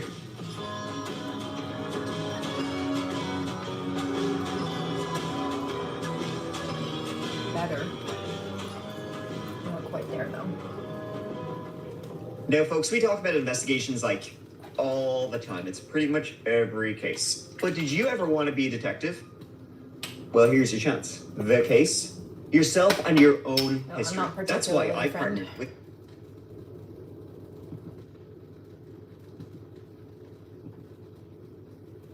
one. Robin grew. Old Mike loses track, but this story takes us back to Amarillo, deep in the Texas Panhandle, home to around 200,000 people, meatpacking, and a whole lot of flat land where the horizon seems to stretch forever. Meatpacking is one of the big employers. In fact, 1/4 of U.S. beef comes from there. That ain't got shit though on the Sorry, beef that in was this loud. story. Let me tell you that for free. And you know, there's actually a fair few interesting things about this place and the surrounds. But hold on to it. It's also the self-proclaimed helium capital of the world. The Amarillo helium plant in Potter County, Texas, played a central role in the story of helium. Which is as interesting as that sentence was sarcastic. This story takes us to 2014. But you know what? Let's wind back let's wind back a little bit further and talk about a woman named Robin Bledsoe. Born in 1981, Robin grew up moving around before her family finally landed in Amarillo in 1995. She was 14 when they arrived, a typical suburban teenager. Quiet, warm-hearted, and someone who always imagined a simple future for herself. A husband, some kids, a stable home. That was her dream. No drama, no chaos, just peace, family, and routine. And honestly, she came pretty close to getting it. And it was as a hostess in a restaurant in the city when in walks cool as a cucumber, our boy JD. Shirtwaz himself. He walked in, tucked in shirt, cowboy hat on, yes sir, no ma'am, cool dude. His name now was actually Jeremy David Spielberg. But y'all, he went by JD. He seemed like just a genuinely nice guy to everybody, to Robin in particular. He gave her all the right attention, and he seemed like the lad she was waiting on. He was a mechanic, solid job, and it seemed like for Robin and JD, shit, it was getting pretty real. So real that 2 months after they started dating, she was pregnant. So Robin was wasting no time over here. Yeah, she was on the clock. Little fast, maybe. Takes me longer to, trust my underwear. Check but it they out. met He's in all right. 2003. JD was 20. I know he's okay. I will. I certainly will. Just a little singed. I know because I pulled him away before it was really a problem, but it still got a few hairs. Robin, It wasn't actually his cat hole. It was just like somewhere on his tail or something. It was near his behind. Too close for comfort for either of us. I tried to tell him. Did you see how he tried to be stubborn? I'm like, sir, get off of here. He kept trying to worm his way further in there because he didn't want to get off the counter and he wanted to be stubborn, just like his brother did last time. Like, when I tell you to do something, do it. Don't lean into it harder because you're going to chop your own ass. Happy Mercury retrograde. Shit's hot in my kitchen, isn't it? Don't do it. I'm not talking about the cats. 20, and he just Cats are he metaphor. ticked all of the right boxes for Robin. He was he'd served in the Marine Corps. Her parents were military folk also. He'd served in the Marines. He'd been in combat, so like fair play to him. In fact, after coming back from like Iraq and Afghanistan, he said he would have some form of PTSD. He didn't like being around loud noises or busy places. And Robin, being used to this, coming from a military family, she was all about it. As they were going to have a baba, she moved in with JD and his grandmama.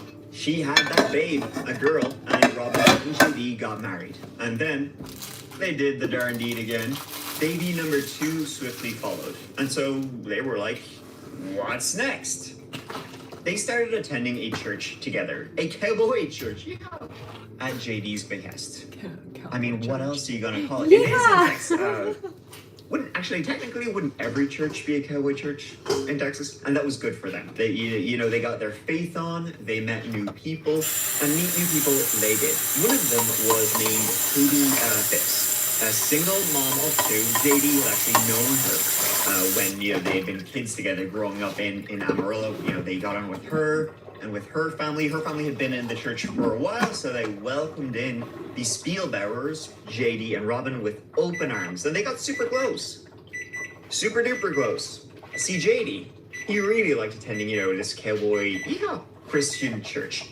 But he kind of was mad into doing some very unchristian things. Like, I'm pretty sure God wrote down on some big rocks somewhere that banging your wife's friend. Still don't see an answer from you, Anakin. If you want a general, just let me know. And I'll just intuitively pick out a couple of decks, but if you want a specific topic, let me know so I can pick out decks of that theme, of that topic really quickly, just to streamline it and get a quick focal point.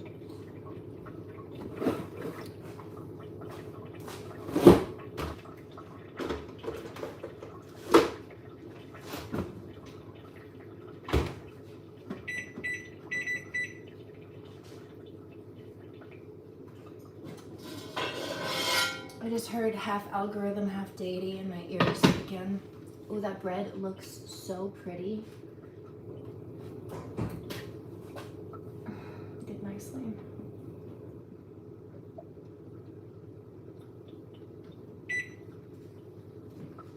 Not that it doesn't always, but I just love it. Also, somebody said it's gonna smell so good in there. It does.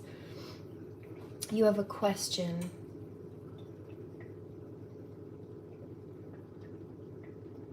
Okay, that's an easy one. I'll grab a specific deck.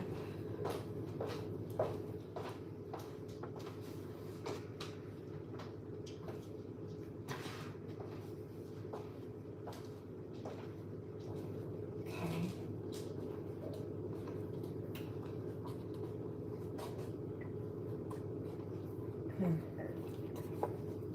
Let's see what the cards say, but I just got a couple downloads. You're wearing the same shorts. Not the right time.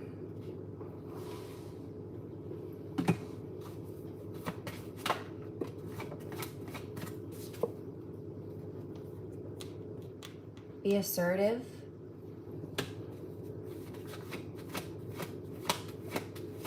It's like, don't be afraid to voice you're ready, improving health.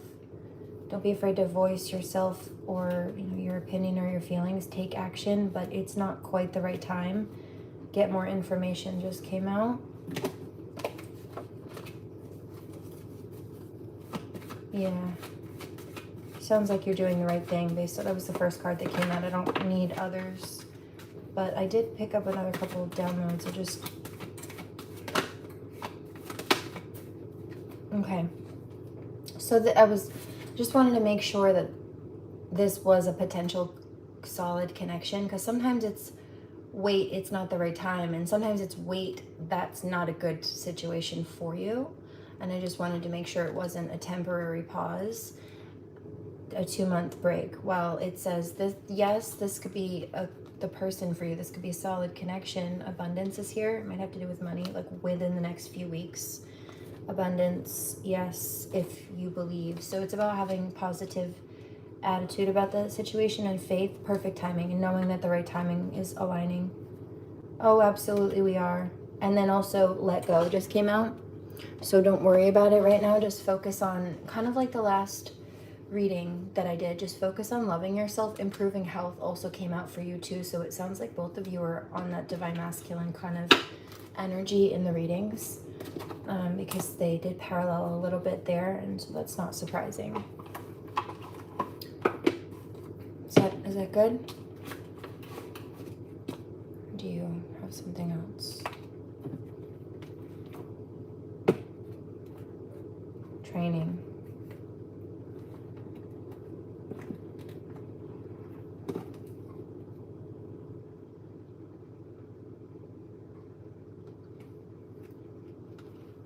Do you have another question? Yeah, I don't worry about it in the meantime.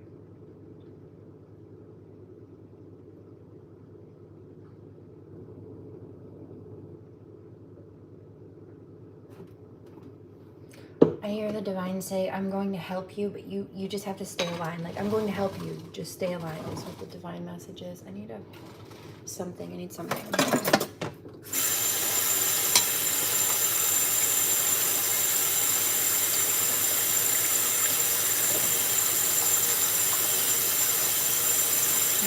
Somebody said, what are you having? I don't know. Plate full of stuff. A couple of bites of this, couple of bites of that. Grazing on a girl dinner. Because it works and I get a lot of different micronutrients that way. Olives.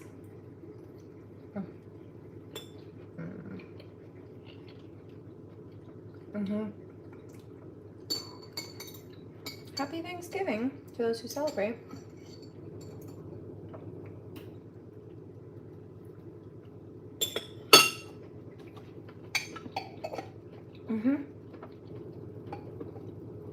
You're welcome. Check back in if you need help. Of course, but sometimes that's all it is. Sometimes it's just that one little question, that one little bit of confirmation that we need. But this is where I come to help. Because I have those moments too sometimes about different topics in my life. But I always talk to God. And God talks back, and I know not everybody knows to do that. We're out here. So I do try to help. And I always hope that it helps.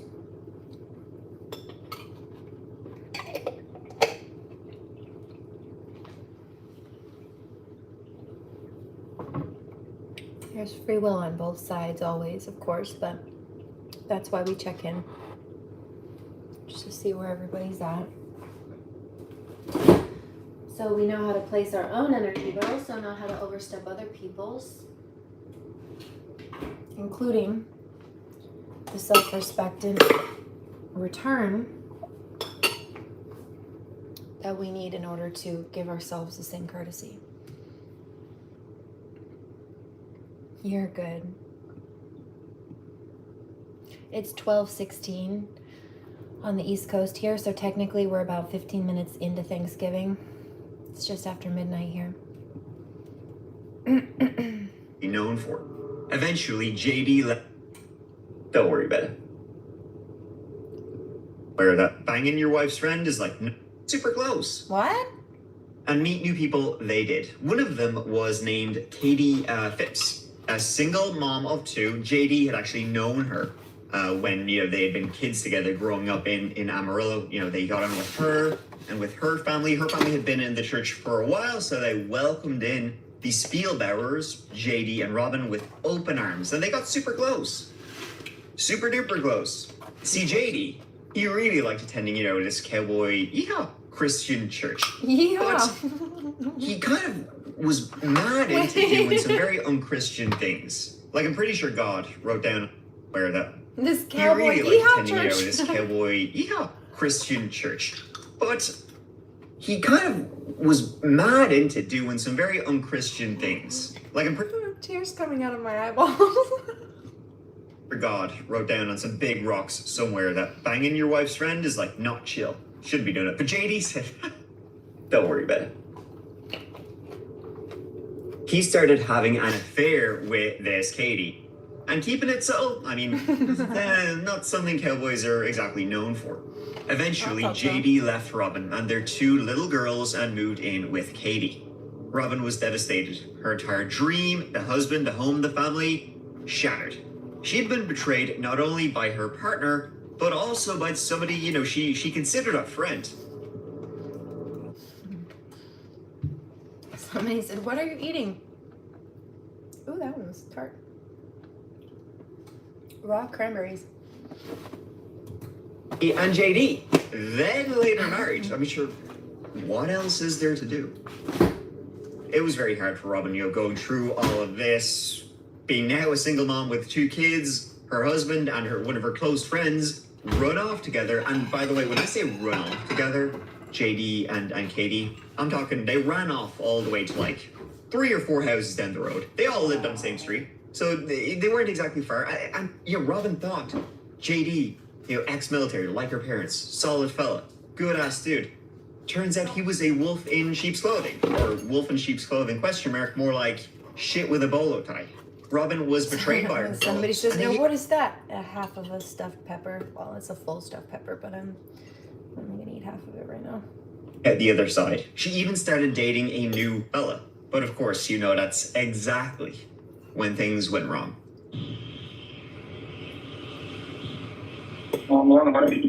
I think I found a dead person. It's a woman and there's blood all over her face and hanging out of her head. Where at? Julian Road. I'll get somebody right now. Wow. It was on April 7th, 2014, that Robin went out and she never came home. My stomach just turned a little It was the bit. following morning that her parents, with whom she had moved back in, they started to worry about her. They had her 2 girls with them and had no idea where she was. Was she with friends? Was she with her new fella? They didn't know. They would soon find out. It was around the same time that Robin's parents began to worry that a local farmer was driving down remote Helium Road. It's famous for it, after all, that he spotted something. As he drove, he spotted a black car just up the road, kind of parked onto the side. It was surrounded by 3 figures, and those figures immediately started running towards them as he drove closer and closer, and they were screaming, "She's dead. She's dead." As he got close, he saw a figure lying on the ground beside that black Chevy.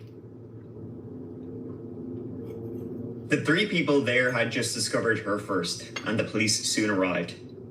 The victim took time to identify. Phone and wallet were missing, but she had been there for several hours, and she would be identified as Robin Spielbauer, the plate of the car being the first port of call. She had been shot in the head, the bullet entering from the back of the skull. Her phone, wallet, everything gone. Left on a deserted road to be found by strangers. Her family's worst nightmare was about to become a homicide case. And so now investigators had to dig into the life of a woman whose world had been filled with heartbreak, betrayal, and a certain cowboy hat wearing husband with a habit of making real shitty choices, to be honest with you. And let me tell you, the deeper they dug, the messier it got. The family was informed, kids, ex-husband, all were in shock. But now this has gone from family drama, oh, cheating on me, like a soap opera, to a homicide investigation. The sheriff says that this is the first homicide in unincorporated Randall County in 4 years. Pro News 7 first reported that a body had been found at this scene in West Amarillo on Tuesday around 12:30 in the afternoon, and that authorities were working to investigate what they were calling a suspicious death. And soon after, it was deemed a possible homicide. Two people driving by discovered the body of Robin Spielbauer in a ditch next to her white SUV. The Randall County Sheriff's Office says that they positively identified her through fingerprint analysis. We were able to positively identify the victim. Now that we've got her identity, it's much easier to follow up the activities leading up to the evening of the 7th. Actually, we didn't find her till the 8th, but believe she probably died sometime the evening of the 7th. The scene itself was unusual, so far out of the way. And on the car, Robin's car, the investigators noticed something. Like damage or paint or something on the window, like it had been hit with something hard. Like somebody had thrown a toy, a pink toy, at the window. It had scratched it, and some of the paint from the object had come off and was there. Two little red bastards? What is that?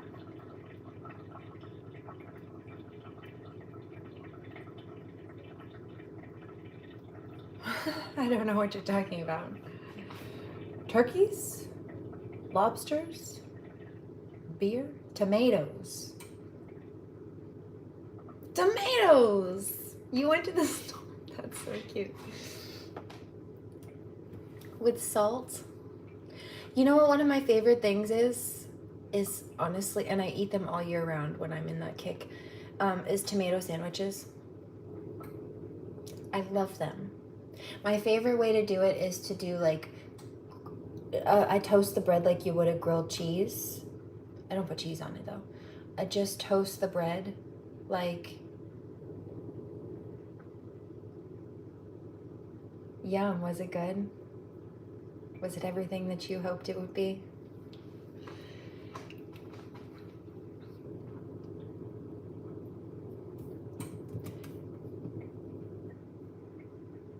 Tomatoes are so cute.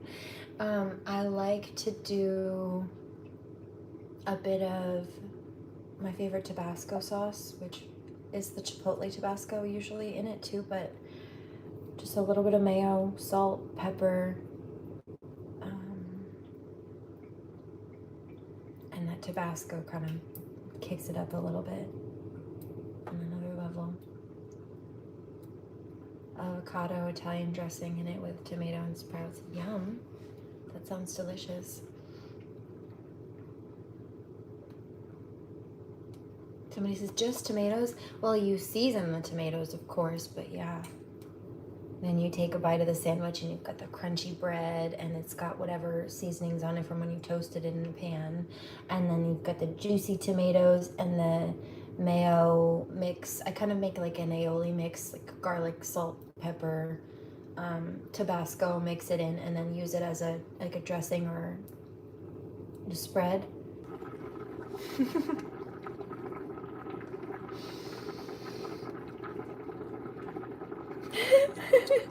You guys are so funny. First of all, good thinking, Bri, with the tunes. Don't worry about a thing. Secondarily, I plugged the lightning charger in after because the other one was taking too long. So I was charging with both. You said it would only take a minute 5 minutes ago. Well, I can't pick how fast it charges, first of all. Second of all, I wasn't planning to be here for more than 2 hours, so and I have been. Meaning I had enough juice for 2 hours, But now I'm past that point, so instead of being upset with me that the phone died and took longer to turn on than I hoped, be grateful that I stayed here longer than 2 hours for you, because I won't always do that or be able to do that. I have other things that are shifting in and will be shifting in, and I'll have some priorities in other places and locations.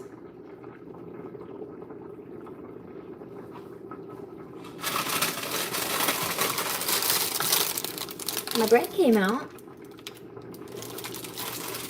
beautifully, I might add.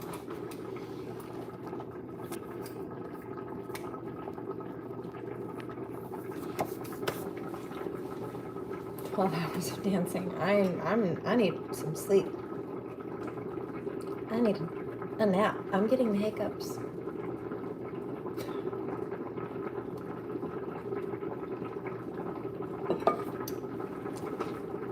This is done. I can smell it.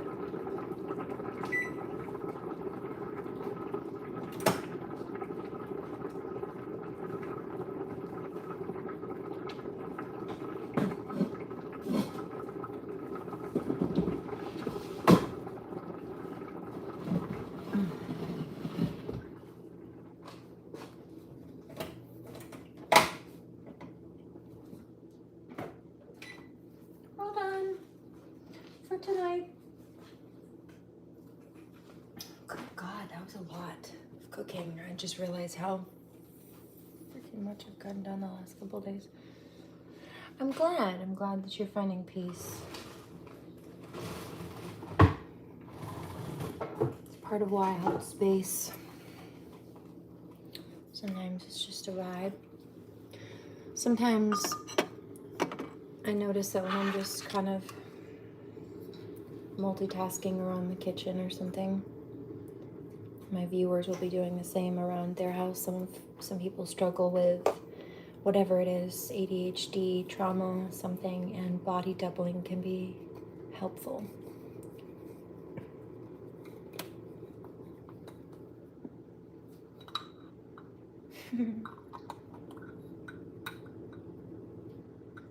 You guys are awesome. Homemade bread is A+. Homemade anything, I think. When it's made with love.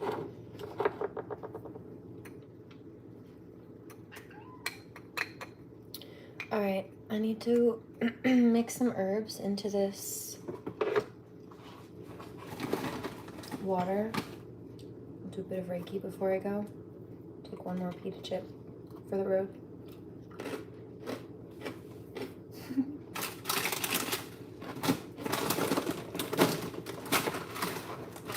Where's the lid?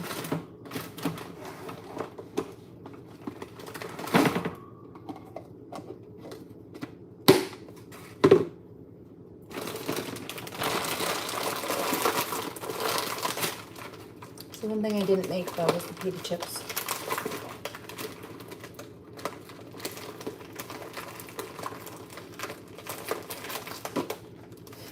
Somebody said, who cares? Everything else is homemade. I know, exactly.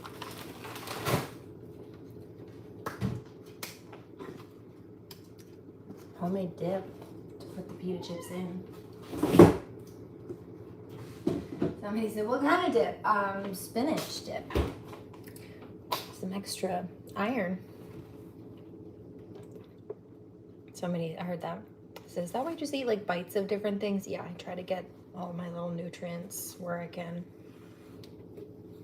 So that means a variety. A couple bites of this, a couple bites of that. Make it high protein though, high protein spinach dip. That's okay. It's not cheating. You just had a little extra help, that's all.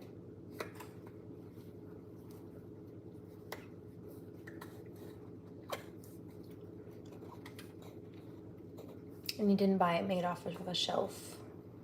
You still had to thaw it and proof it and bake it. So I give you props for that. It's more than a lot of men do, from what I've seen. In a number of cases. People in general, not just men, but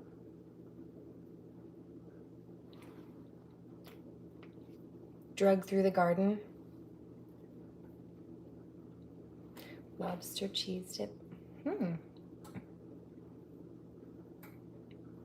100-year-old Maine lobster? Oh no. Did you know that the older lobsters are, the tougher the meat is?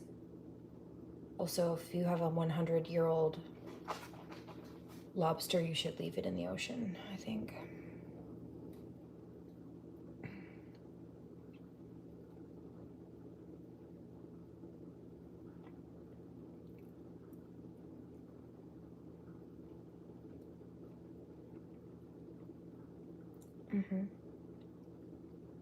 Oh, and I love lobster.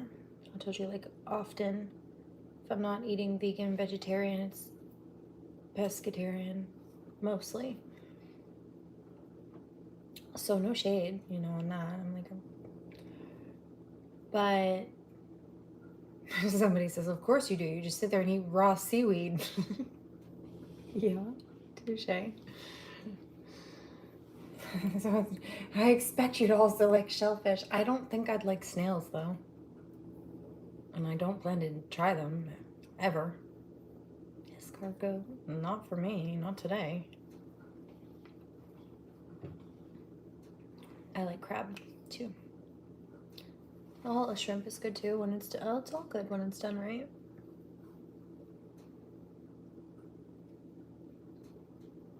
But I think a 100-year-old lobster would be very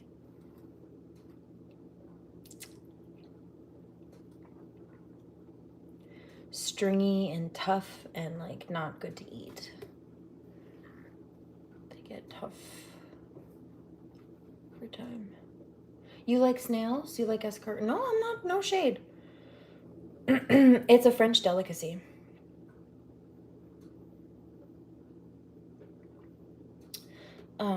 Fia said that there are snail farms all over France. Like they grow them and they farm them because they're so popular.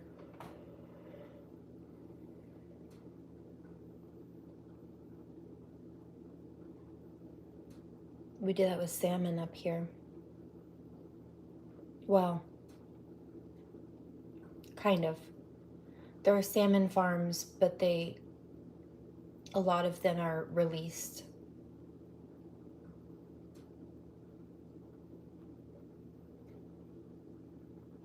Somebody said released, yep, into the wild. Somebody said why, for population purposes, to help out with endangered species and what have you, to help repopulate, to help them repopulate a bit. In fact, when I was in, it was the 3rd grade, it was 4th grade, I think. 4th grade. We had the fish tank in the class and we hatched salmon from eggs. Red Lobster is poison.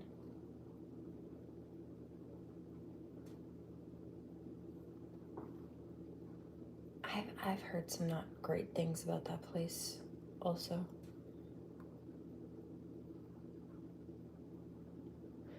But are you saying like it's like toxic, or is it like health hazard, or?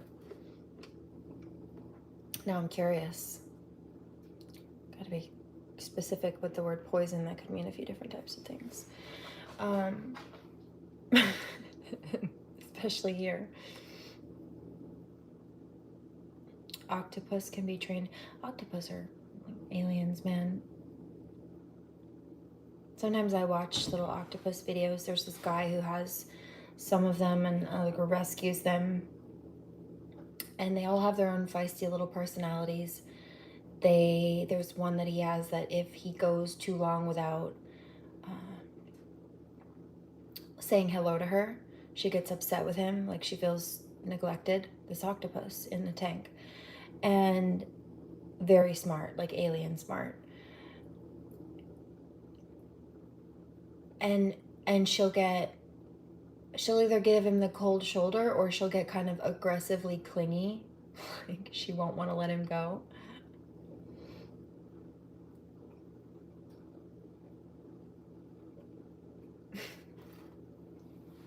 Yeah.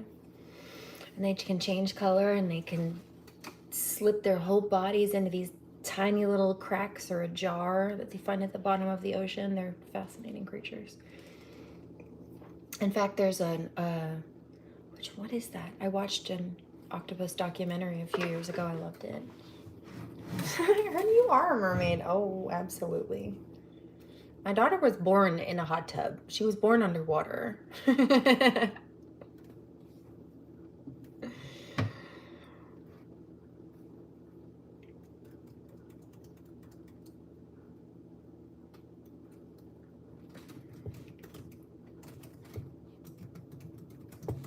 What was that called? The octopus documentary.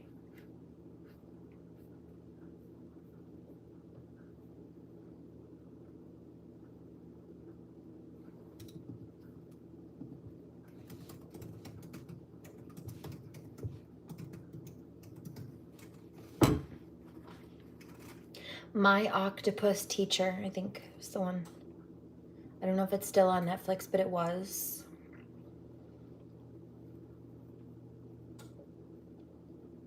And it was this man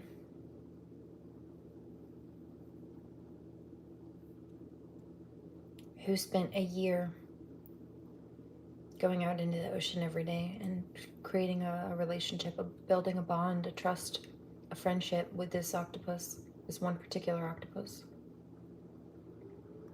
It's quite interesting. They became friends. Somebody says, what was it? My Octopus Teacher. It's a good one.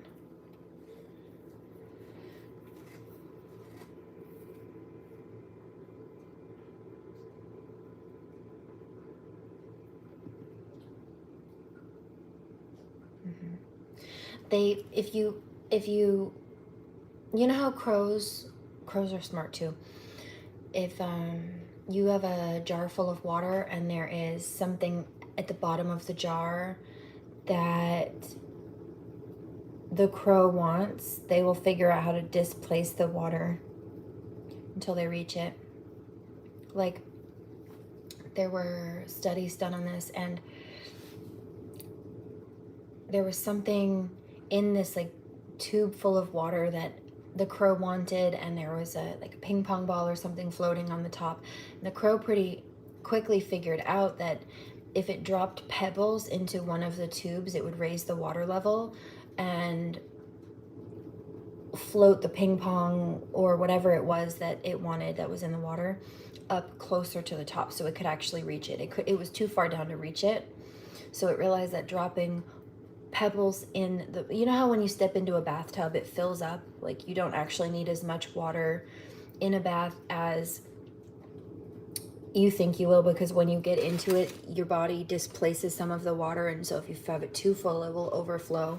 It's like that. They figured out that by putting rocks in the tubes of water, basically it would be like somebody stepping inside a bath, and it would push the water up, which would also float whatever treat that they were trying to get at that was too deep into the tube. It would push it closer to the top. So they figured out how to leverage water volume with pebbles to get to the bottom of the tube. It was brilliant. But octopus are very similar. They if you put a closed jar in their tank, they will figure out how to open it, especially if there's something inside it that they want badly enough, typically speaking. Not to say that, you know, all of them can do it on the first try, or that people should just be doing this randomly. But yeah, very commonly they figure out how to maneuver things over time, including jars. Crows are brilliant, and they have very good memories. Many years, decades, even later, they'll remember who was nice once and who was not nice once. Very much like elephants, actually. Sometimes lions are even said to, or like lions or tigers that were raised on a preserve by like a zookeeper, not a zookeeper, but reserve keeper. Like the people that were specifically dedicated to raising them as cubs, they'll go off and live their lives, and then decades later come back to visit, and all of a sudden the lion or the tiger will tackle them in a love, like a love grip. But actually there was an incident recently where it was just a love bite. Like this big cat was just playing with, I think it was a trainer or something, but you know how sometimes my cats will reach up for my hand and he'll be a little bit too aggressive, or he'll put his claws out a little too much and I'll tell him, ouchie, your claws are sharper than mine. It's the same thing, except for, I mean, I don't know if you've ever heard a tiger or a panther or a lion. They purr like a cat, like a house cat, because they're related. They like to bask in the sun. They like to cuddle and roll around and have their bellies scratched. And, well, the ones that like to have their bellies scratched, not all of them do, but they're just big cats. So the same way that a house cat can accidentally play a little too rough, a tiger or a lion can too. But in this case, it's a lot more deadly very quickly, and it doesn't take as much. So this man, I believe, recently died because it was just a love bite. It wasn't the animal's fault. He didn't mean to. It was not intentional. It wasn't aggressive, certainly not intentionally, but just got him in the right spot, or just a little too hard, not realizing. Sometimes they don't even know their own strength,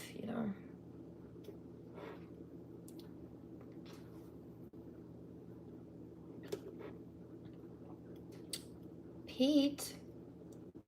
Wait.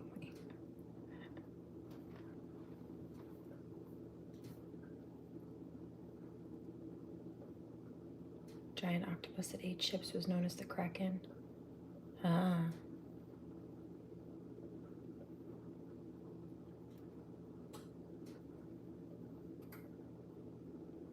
Was there really? A crow? Really? That could sing?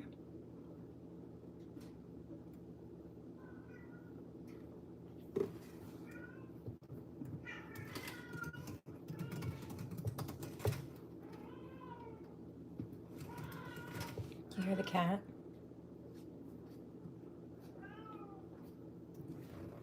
It would be an interesting story if it were indeed true. I don't know.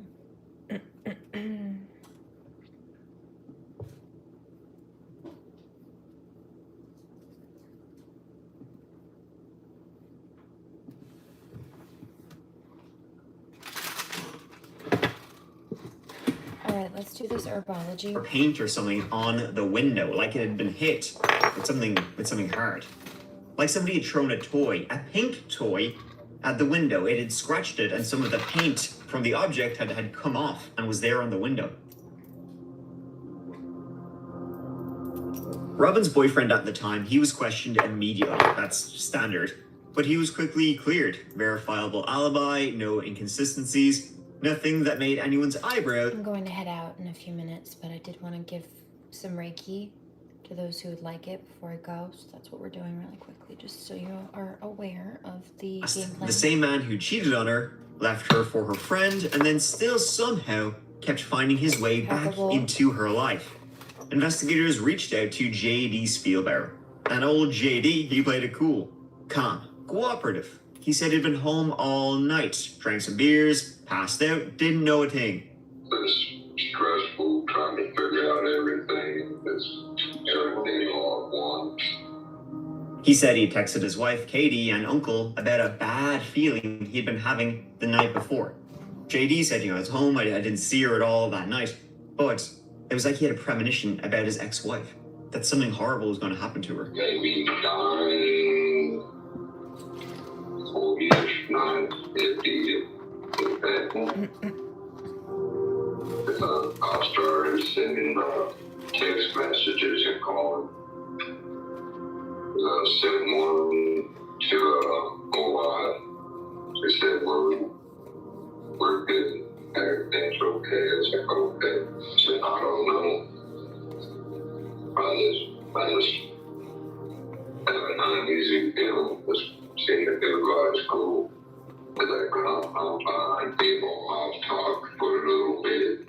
Just like, she didn't even go on this having everything.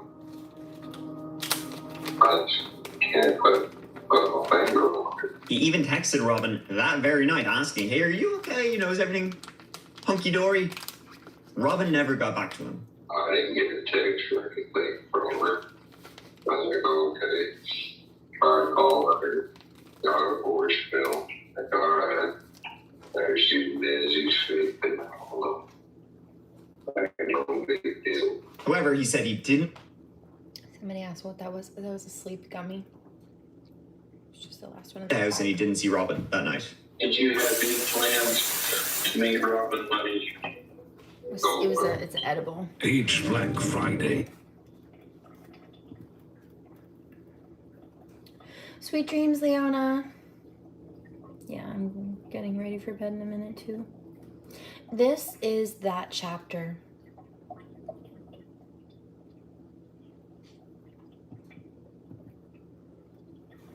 The speaker. Or so he said, because it's always the ex. He's always lash him on the top of the pile, lads. He's always there. It's always the ex. Even when it's not the ex, it's the ex. The investigators, they got a hold of his phone records, and actually, JD wasn't quite telling the full truth about his conversation with Robin the previous night. Yeah, I was just feeling some funny energy shift, but I just kind of dismissed it. The night before, Robin hadn't been quiet, like he said. In fact, she had texted him, are we still on for tonight, or do we need to reschedule? Then at 9:20 p.m., he had texted her, are you ready? She had replied, yep. Ready for what? He was claiming he hadn't seen her, yet he was saying it sounded like they were going to meet up. How do you explain these text messages? Well, see, JD had actually an interesting story. He said he didn't see Robin, but he was supposed to. It was So nice to see the you, man love. who said he fell asleep and never saw catch her you that on the night next had actually set up a meeting with her. Interesting. They were supposed to talk about child support, the kids, co-parenting, the usual post-divorce stuff. When investigators confronted JD about the texts, things got messy in record time. His story suddenly shifted. Ooh, now he was remembering they were supposed to meet earlier. Suddenly, Katie was supposed to be out of the house that entire night to keep things calm. Suddenly, his uncle was going to supervise the meeting to make sure nothing got heated. And Robin, who was already terrified of upsetting Katie, was supposedly going to pull up to JD's house to talk things out peacefully. It didn't add up. None of it did. The only thing that made sense was that JD was bending the truth so hard, it could suck its own dick. You're the last person on this earth to have contact with her, and that contact was arranging a meeting that she made. Yes, sir, and that makes me number one suspect no matter what. And makes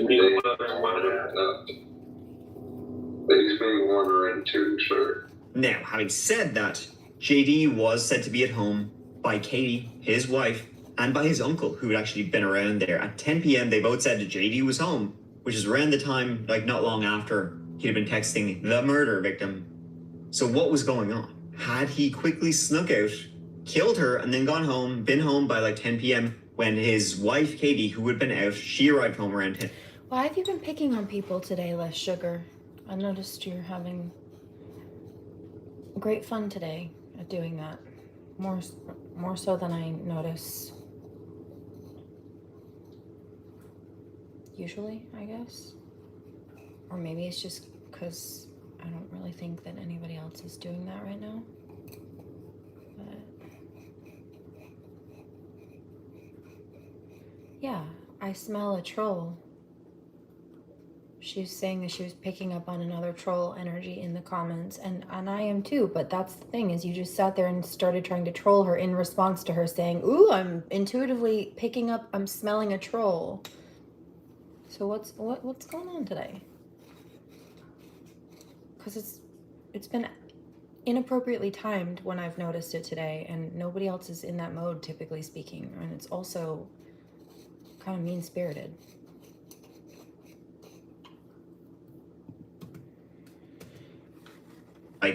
And she just happens to get murdered that night.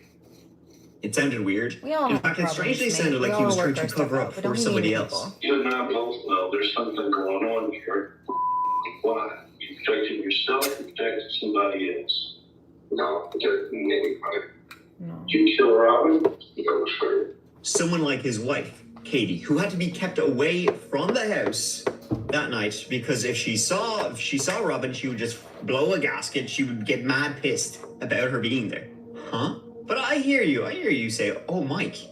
But why would Katie? She's not wrong. I'm hate also Robin, picking up on that right? energy. I Katie had just stolen- have been ignoring it. I'm not going to leave just because somebody wants to be a jerk with their energy. That's their issue, you know. I want to hold my space until I'm done, which will be in a few minutes, but nonetheless. His husband and was, making off with him. Katie kind of, won or whatever. You think Robin would be pissed at Katie, but Katie wouldn't be pissed at Robin. That would make sense, right?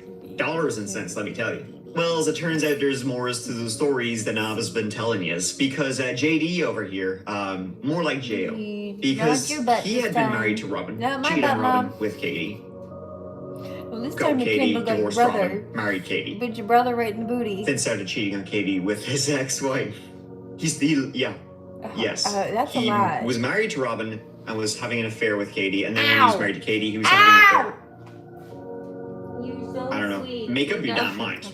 Seriously, JD. They do literally live in the same damn street. So he was having his cake and eating it and having sex with the cake too. Ew. And I mean, you gotta hand it to JD. His Mickey must have been burning a hole in his trousers. No, that was the other cat who singed his butt. His ass hair. Katie's not stupid. She's pretty sharp. He's alright. You're okay. That's why she's pissed. That's why she left the house. You said to me something really bad happened. So you basically are the same. I did something personal something to my wife.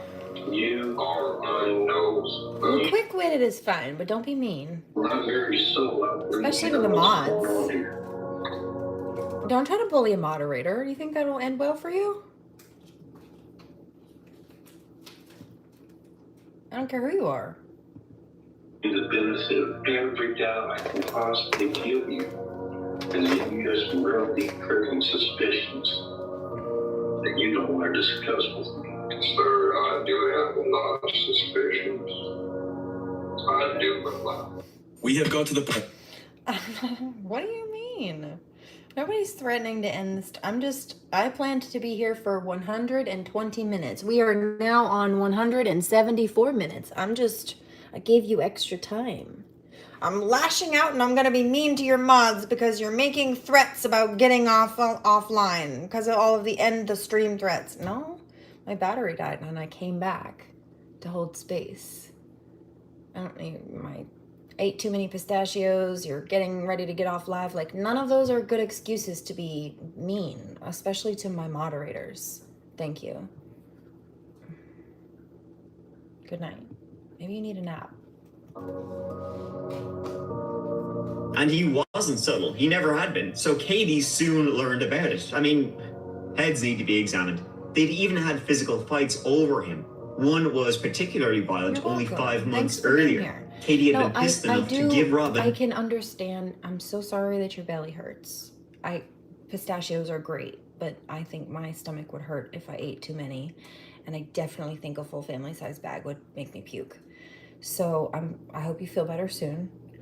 And I hope if you're feeling lonely that you also feel more secure within yourself. That's really the issue. Me getting ready to get offline. I'm not threatening. It's not a threat. I'm tired.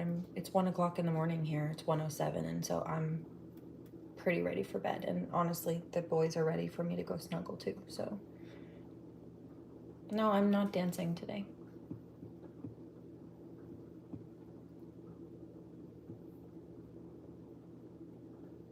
Massage days.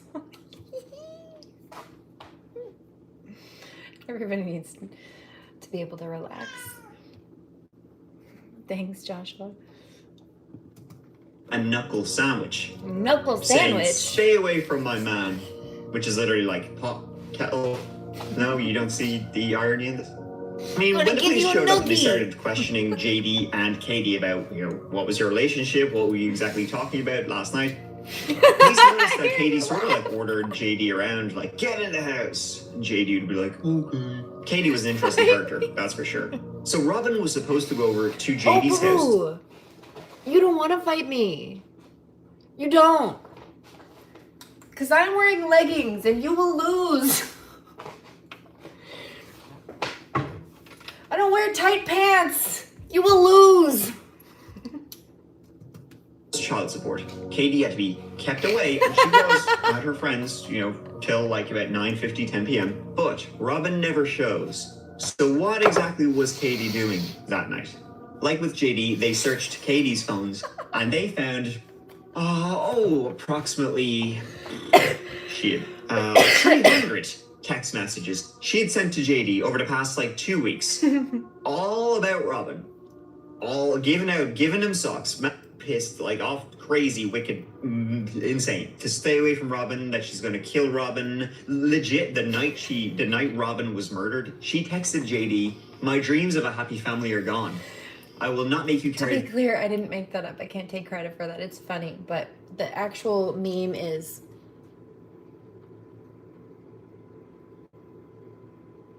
it's talking about, some people say leggings aren't pants, and the argument is yes they are, and I will fight you on that fact, and you will lose because I am wearing leggings as pants, and so I can move in a way that you cannot in your jeans. You stiff-legged something or other. Pretty much. The energy behind it. Hold on.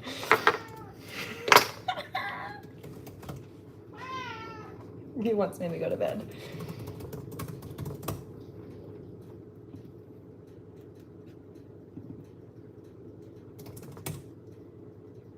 Anyone that doesn't agree with leggings as pants can physically fight me. And I'm going to win because I have full range of motion due to the fact that I'm wearing leggings as pants.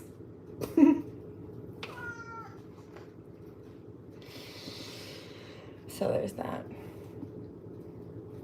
I didn't make it up, but it's still hilarious all these years later. Burden any longer. You started this whether you wanted to believe it or not. I will finish it. For the so day. You did it then. Okay. Glad that's all cleared up. Now, I'm no detective, but usually when someone texts, "I will finish it" shortly before their romantic rival is found executed on a dirt road, wonder if that has anything to do with it. Nah, probably not. So quick recap. Robin betrayed, Katie furious, JD cheating on both, lying to both, and stringing everyone along like some kind of a guy who strings people along. And I mean, you wouldn't think that a cowboy hatted wearing gobshite like this would be able to do it, but he's pulling it off. This is not going to end well. Can I ask you a question? Yeehaw, the cowboy. My husband cheating on me with her. I don't have proof of that. I will tell you this right now. Never wrote me text. There were multiple text messages between them, and he deleted those text messages. They were supposed to be. Now here's the problem we get into. Tissues right there. You take a minute. Back is the stuff you don't want to hear.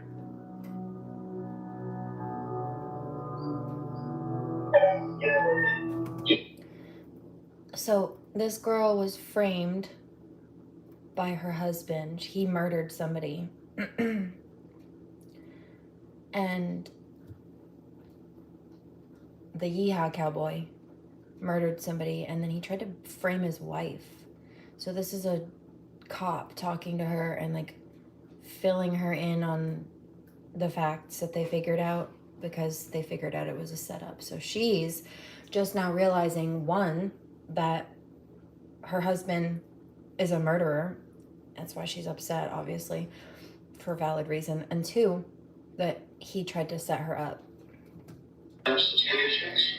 That's why I hated her so much, because I thought she was trying to sabotage my marriage. Maybe so. You sabotaged hers. Heard about fair play. Talk about karma. Then what's wrong with it and why? I don't know. You've got motives that we don't like. I'll let you know. But it's. So that's Oh why. no, maybe this is the one that got. Is she the one that got cheated on? One of them is. Hold on. Let's go back.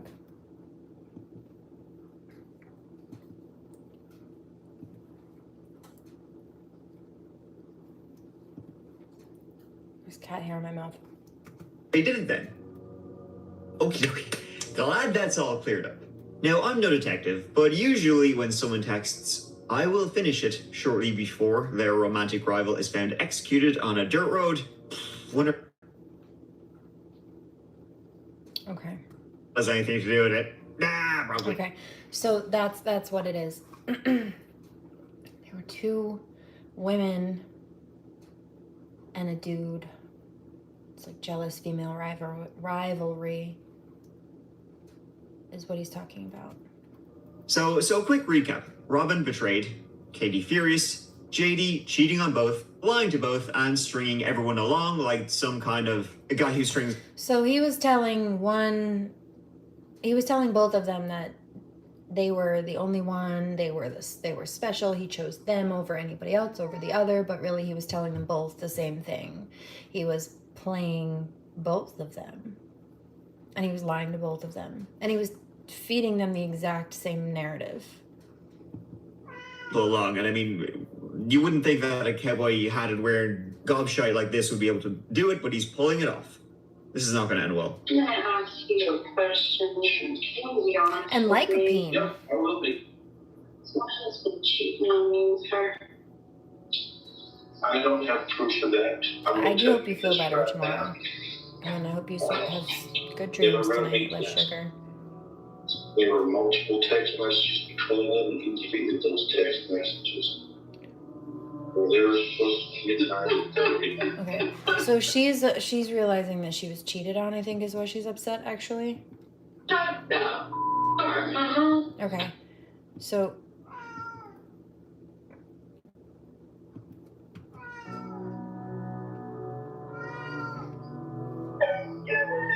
You didn't have suspicions.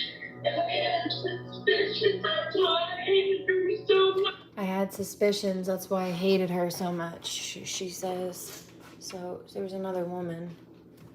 Because I thought she was trying to sabotage my marriage. I thought she was trying to sabotage my marriage, she said. And the cop said, yeah, well, you were trying to sabotage her marriage. She said, yeah, well, it's karma, isn't it? Happy Mercury retrograde. Maybe so. You sabotaged hers. Heard about fair play. You maybe so. You sabotaged hers. Talk about fair play. Talk about fucking karma, huh? I'm caught and I cheated in a part of a murder investigation. Wow. Ick. Is ruining your life worth it? Then what's wrong with it and why? I don't know. You've got motives that we don't like. I'll let you know. But it's. So that's why you get them. Y'all had conflicts in the past. Have you ever threatened to kill her? No, I Because a couple folks said you have. I don't believe her. I don't believe her at all. Somebody said why. Her body language just shifted entirely. There was something off with what she was saying. It didn't match the frequency of her spirit. It didn't match her body language. Something's off. She's lying. I have not threatened to kill Rob. You kill Robin? Why? I don't know. You've got motives that we don't like. I'll let you know. But it's. You've got a motive. Not much of a motive, but it's a motive. That's why you got... What did he say? Looked at. That's why you're under suspicion. You you get it. Y'all had conflicts in the past. You had conflicts in the past. You ever threatened to kill her? Have you ever threatened to kill her? He asked. No, I haven't. Closest thing you have. No, I have not threatened to kill Robin. You kill Robin? No, I did not kill Robin. You conspired anyway to kill Robin? No, I did not conspire to anybody to kill Robin. No, I'm not going to sit here and tell you that I liked it. Bunch of red flags with her demeanor and the way she's parroting his words back exactly. It's more to try to convince him by repeating his words back to him that she's telling the truth than authentically speaking her own. It's just a lot of micro behavioral science. But the whole thing doesn't add up. Like the math isn't mathing.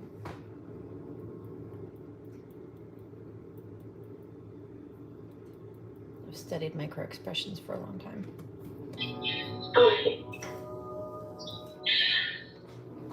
My father died when I was 2. I buried my mother when I was 18 years old. I know what it feels like to grow up without a parent. I would never do that to anybody. I'm not a murderer. I may be a lot of things, and I'm not a murderer. However, as I said, Katie also, she did have an alibi for that night, a friend who backed it up. Now, there was a little discrepancy in the alibi, a couple of minutes missing, which would technically be enough time for her to go to the scene on Helium Road where, like, Robin had been murdered. It wasn't far away. But it was kind of like, Like, for example, Katie said she left her friend's house at 10 p.m., got back to her home at 10:20 p.m., and saw JD. Her friend would say she left more like 9:50 p.m. I left there about 10 o'clock. You know, straight to the house? Straight to the house. Stayed there the rest of the night. Stayed there the rest Didn't of the leave night. till. So investigators searched JD and Katie's home, and that's where they found it. A pink Sig Sauer pistol, the exact caliber that matched the bullet removed from Robin. The gun had damage to it, like it had been hit against Robin. Do you remember that the windshield had pink paint on it? Like somebody threw a toy or threw something on it that was pink, and the pink paint off of whatever was thrown got scratched off onto the window of the car that it hit. Well, the gun is pink. It's the exact same color. Car leaving some of this beautiful pink paint on the window. Katie was also seen on Facebook using the very firearm in question. And I mean, come on. It's not like one of the fellows would be caught using a pink gun, am I right? No way, Jose. Her gun, her motive, her anger. The timeline was tight, but possible, and so Don't judge a Katie book. Spielbauer was arrested and charged with Robin's murder. Real men wear pink. Vengeful, jealous wife who stole her husband and was now worried about her stealing her back or something. This is very kind of weird and soap opera-y and kind of disturbing, I'm not gonna lie. And it's like, him? Really? An Amarillo woman has been arrested for the murder of 32-year-old Robin Diane Spielbauer, whose body was found at 34th and Helium Road Tuesday. Good evening, I'm Lisa Schmidt. And I'm Larry Lemons. 28-year-old Katie Yvonne Spielbauer has been charged with murder in the first degree. She's the current wife of the victim's ex-husband.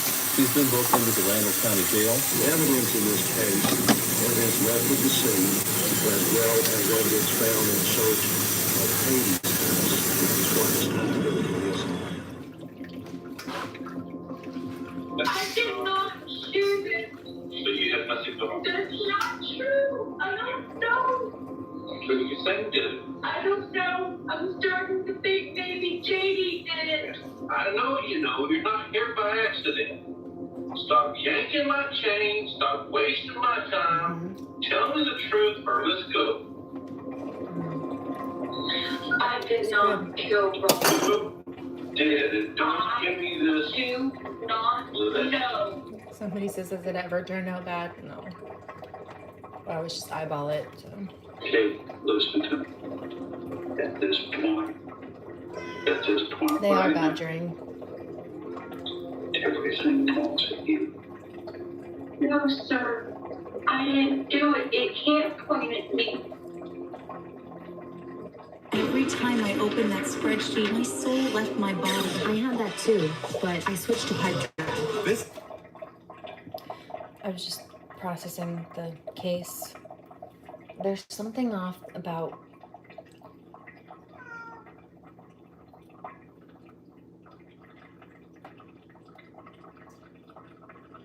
her statements and demeanor, but oh, my heart. That might be the one that's being set up.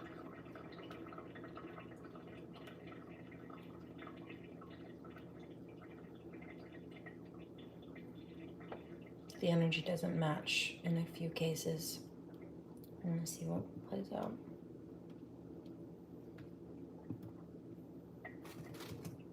was dead. He would say, of course, he drank and he passed out and he didn't know anything, but he'd be like, you know, my new wife might have actually killed my old one. I can't remember her exact words. It was along the lines of, I hear you talking to the bitch again. I'll say, basically, they go with it. I'm not getting to a lot of reading that's going up there. I was laid down. And so, because the thought of everything that my wife could have possibly did something, it's freaking me the hell out. He didn't know where Katie had been that night, but she was pissed. He even changed his story yet again. Remember how JD said Robin was supposed to go over to his house to talk about the child support stuff and that Katie had to be kept away? Well, he said it's actually not quite true. We were supposed to have that talk that night, but we were supposed to have that conversation out on Helium Road. Also, the girl, the other girl, I think they said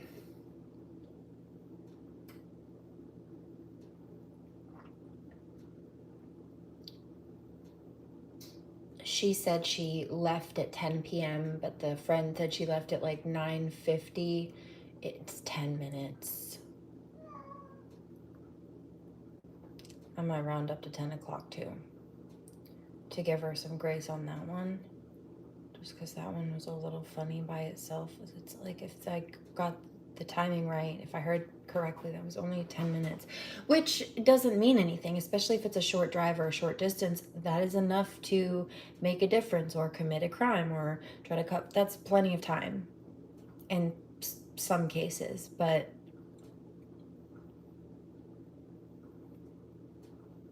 if it's like 9:50 or 9:55, I might say, look at the clock at quarter of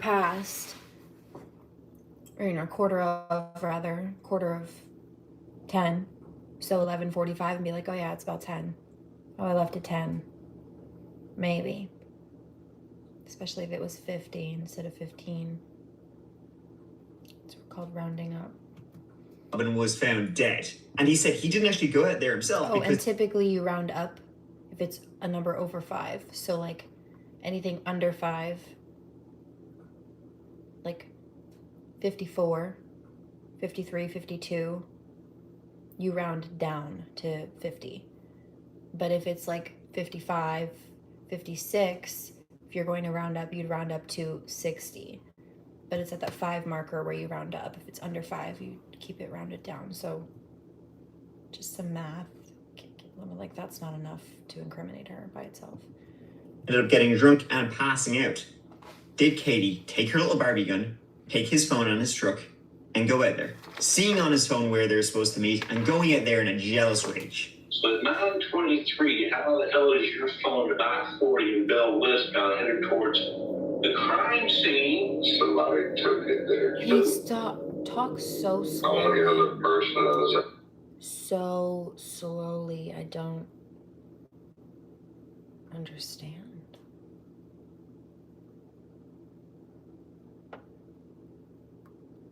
Also, how is he so fucking calm in this situation? That's like sociopathic, dude. How is he so monotone?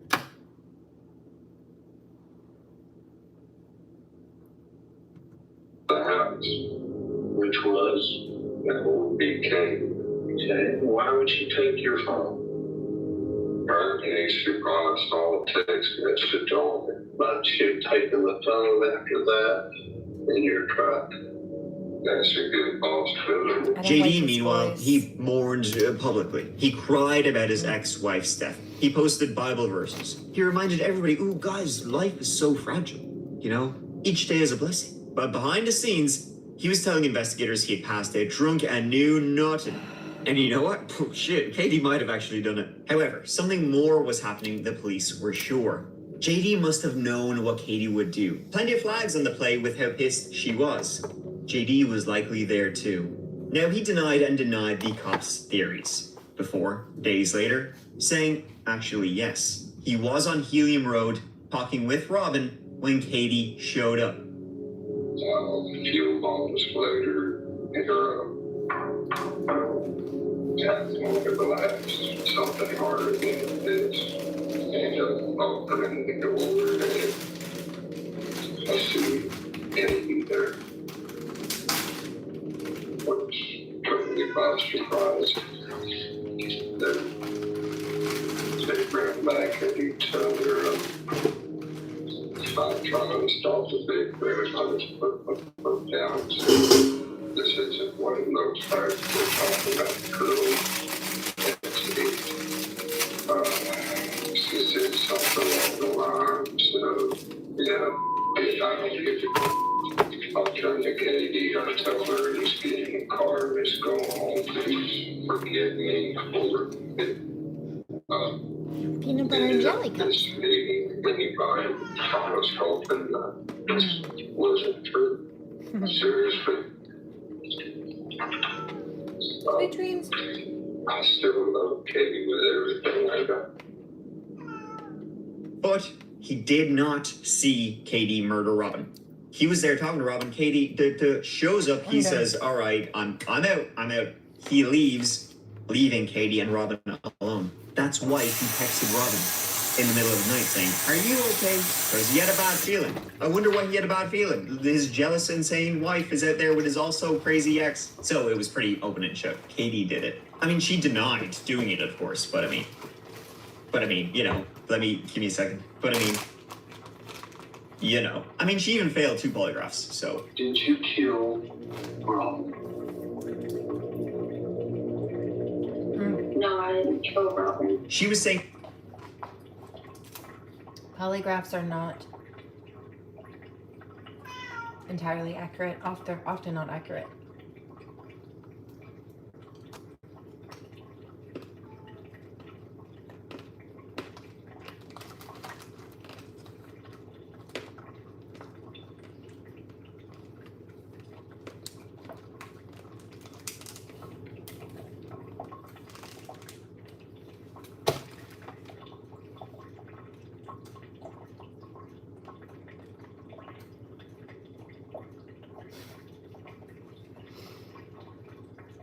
It took way longer to chew than I anticipated. I apologize.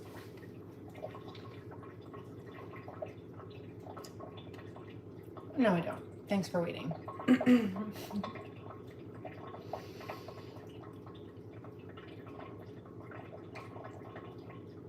Somebody's mad. Too bad.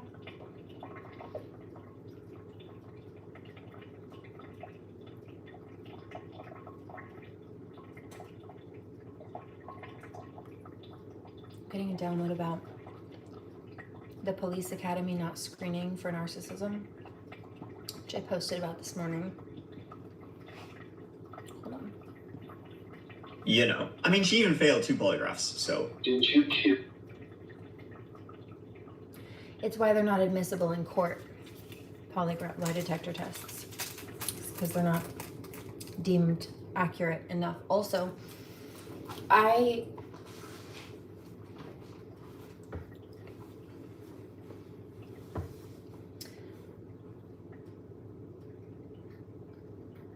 anticipate that if I were to ever take a lie detector test, it would very easily be false positive or whatever. Why? When you're dealing with somebody who has trauma, something that seems fully unrelated to you could trigger them, right? So What they're looking for in a polygraph is somebody's heartbeat, a spike in somebody's heartbeat. Somebody says, yeah, but they test for a baseline, it doesn't matter. They could ask me a bunch of baseline questions that don't trigger me at all.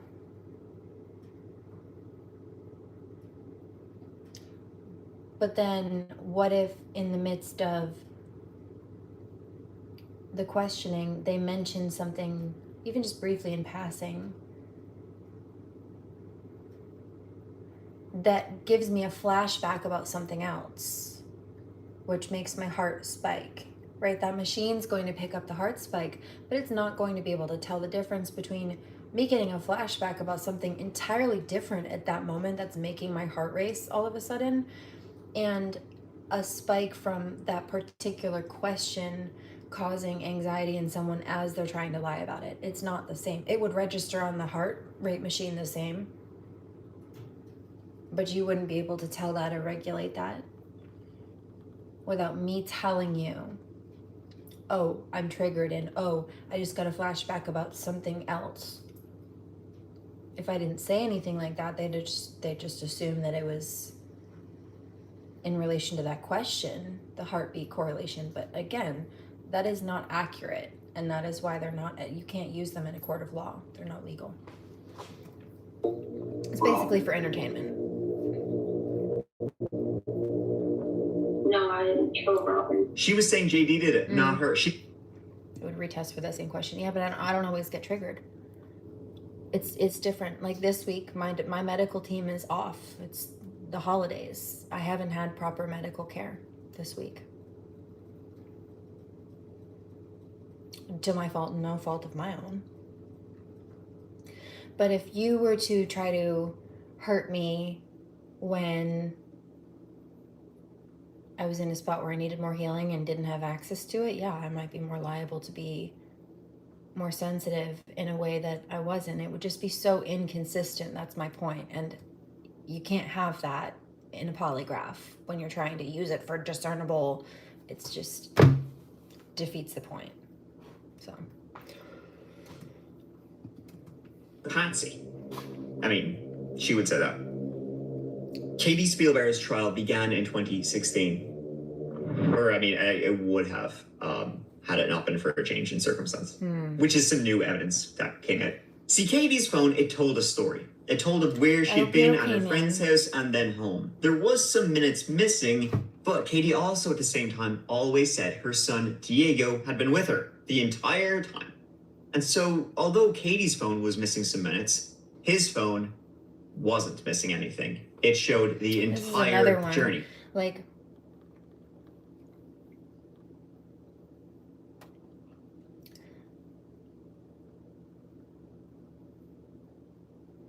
let's say a troll were to come through here and try to provoke an issue or cause a problem, and they think maybe because I'm already overwhelmed with trying to escape domestic abuse and help rescue my hostage child from sexual and domestic abuse at minimum, they think, oh, what was it? My work here is done. I'm such a fancy little excellent at my job troll. No, you're not relevant. Just a feather. The broken, already tired camel's back, so to speak. You scratchy ass piece of hay.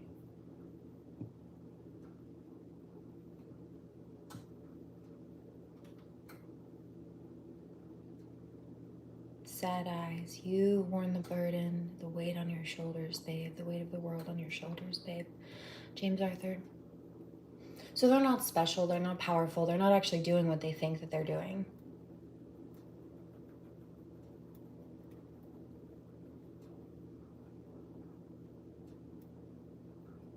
It's like, imagine this particular troll or this karmic as a single drop of water.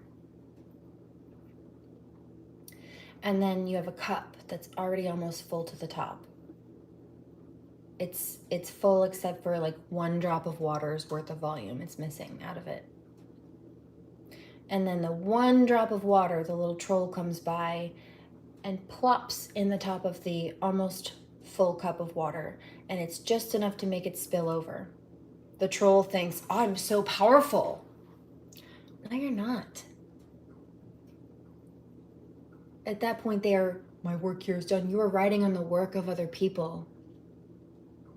Meaning you are targeting somebody who's already trying to stitch their wounds up from the last round of abuse. We've dealt with much worse than you. But we didn't used to be so wounded. Is Katie's phone, it had the Wi-Fi turned off. His phone had the Wi-Fi turned on the entire time, so it made tracking it a lot easier. And Katie couldn't have gotten out to Helium Road. There was not enough time. Polygraphs can be manipulated anyway. Subject can induce pain on themselves and trigger a false answer. I didn't know that. Also, you know what I do know is that somebody can take like anxiety pills or there's some kind of medication. I don't know if it's like, I don't know if it's a, what is it called? What are they called? When they make you like sleep, sedative, some kind of sedative or something.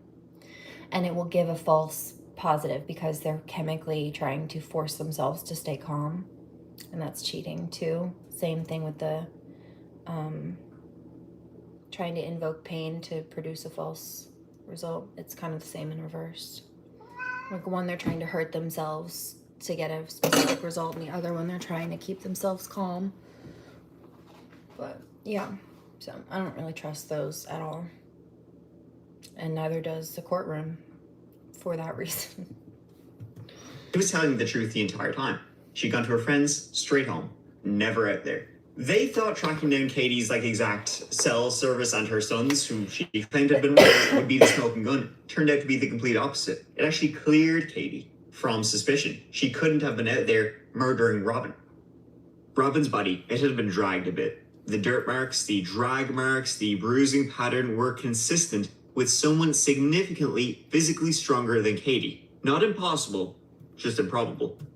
Under the Bridge is that domestic abuser's favorite song by the Red Hot Chili Peppers, actually, interestingly enough, which is also ironic because he's an addict. That's what the song's about. And then, no, not under a bridge, but you do have to drive over a bridge to get here because I'm on an island.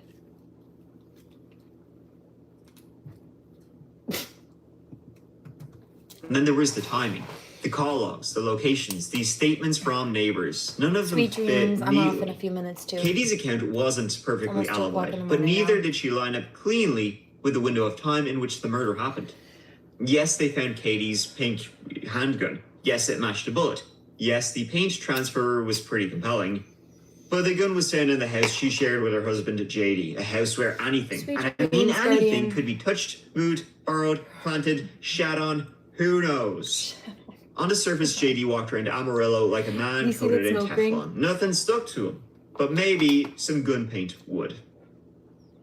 Tonight, an update. In a case we've been following closely, 28-year-old Katie Spielbauer was released from jail today after being charged back in April of 2014 in the murder of her husband's ex-wife, Robin Spielbauer. What set Katie Spielbauer free is a cell phone record. In a story with twists and turns, a story with more than one suspect, Tuesday morning, Katie Spielbauer walked out of jail. At the same time, Randall County District Attorney James Barron announced he was dismissing the case against her. One charge of capital murder in the killing of Robin Spielbauer. And after being in jail for a year, Katie Spielbauer was released. Welcome to the mistletoe.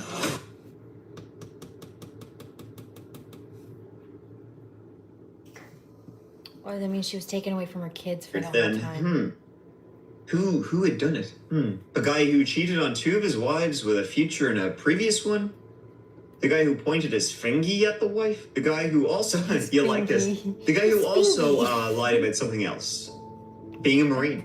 He was never a fake, stolen valor. He was never in the Marines. He made up that story to impress Robin, whose parents had been in the military. And he was like, well, this'll just make me look, fucking cool. But why kill one wife and frame the other? Well, Robin, she was moving on with a new fella, so he didn't like that because he was booty calling her, and now she was also demanding the child support payments he had never been making. So he wanted her gone. He wanted her out of the picture. So let's come up with a little plan. Kill one wife, frame the other one for doing it.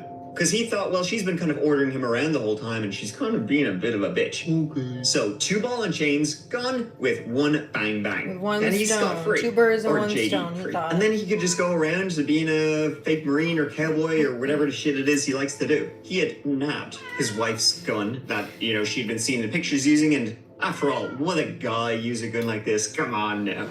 And then he arranged this meeting with his ex-wife and he shot her dead, luring his ex-wife out to remote Helium Road, going there before Katie arrived home that night and executing Robin there. Either he had intentionally or unintentionally hit the window of Robin's car with the pink gun to leave that mark. Probably did it out of anger. He then went home, put her gun back, and probably knew the police would find it. Now, why exactly he wanted Katie out of the picture, other than as somebody to blame the murder on, we don't exactly know. He's never been forthcoming about why he framed his wife for the murder of his ex-wife. And of course, when Katie was arrested for it, the police, they're pretty incredible because they really tried to help him out by blaming Katie. And they're like, you know what? Katie did do it. They totally tunnel visioned on her. Great work, lads. We toured the back seat. Katie shows up, she starts beating on that back glass because we have chips out of the window and bank transfers from that gun. It happens to flash right there in front of you. You can't do anything about it. It's driving you crazy. Not your fault. It happened in 5 seconds time. No, sir. You're throwing all kinds of accusations against me right now, and that is not true. And he kind of dug himself into a hole as well. Now that Katie's been cleared, like completely cleared of committing the murder, that's one thing. JD was admitting he had been at the scene. He was still saying, I didn't kill her, but he admitted being there. He was arrested and charged with the murder. A lot of the evidence was circumstantial. It was really his phone being there, pinging, and him saying that he was there that got him. In his attempt to frame his wife, he only got himself, and CCTV showed his vehicle driving towards Helium Road. Couldn't have been Katie driving it, and that was the nail in the coffin for the jury. He was found guilty of murder and sentenced to life in prison. A sentence that doesn't bring Robin back, but one that finally puts someone responsible in a place where it all ends. And even though JD was sentenced, convicted, he appealed. By the way, the appeal was successful for a little bit until the prosecution appealed, and then the appeal was unappealed. So he's still in prison to this day, and likely will be until he breathes his last for murdering one wife and framing the other, which is pretty nefarious as plots go. But there are still quite a few people, including some of the detectives, in this case who don't believe Katie was innocent, and that maybe Katie Spielbauer was somewhere involved in the murder. Don't judge me, but I hear this song.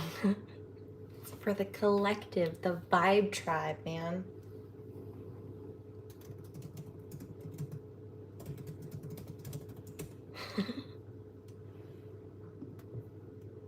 Somebody says, oh no, what if you got? Some of you might like it, who knows? That's not it. We'll see. How many of you know the lyrics?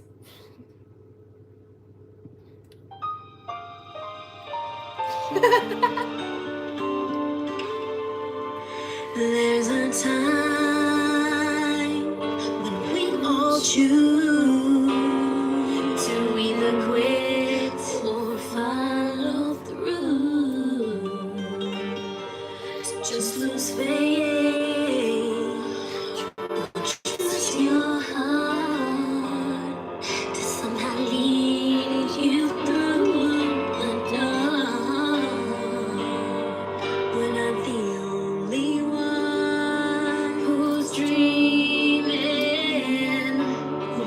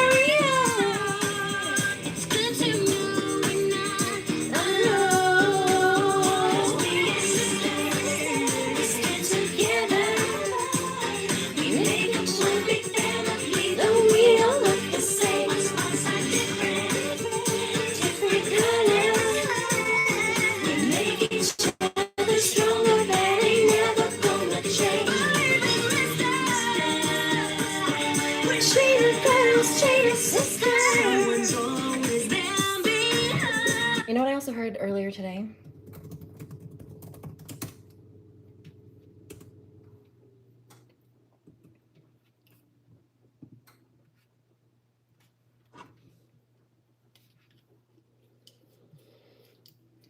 I'm hearing another one too.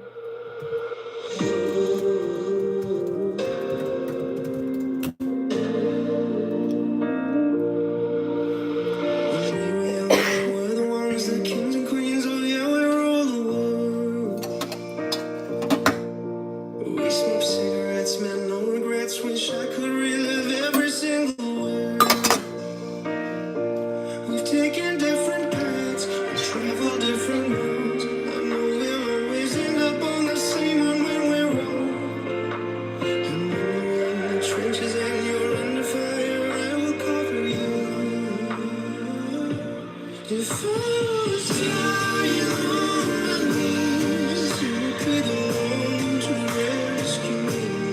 And if you were drowned at sea, I'd give you my lungs so you could breathe. I've got you. Maple, I prefer maple or honey or something like that over, white sugar. It is more glycemic friendly, meaning your body seems to process it better, and it doesn't cause inflammation the same way that white sugar does. It's one of those sugars also that if you're trying to kick white sugar and are getting sugar cravings, you can substitute those things, dates, maple, honey, etc. You can substitute those and neutralize that sugar craving without feeding the processed or the white sugar. It doesn't even have to be white sugar, but just like inflammatory inducing sugar, cane sugar. I've got you, brother.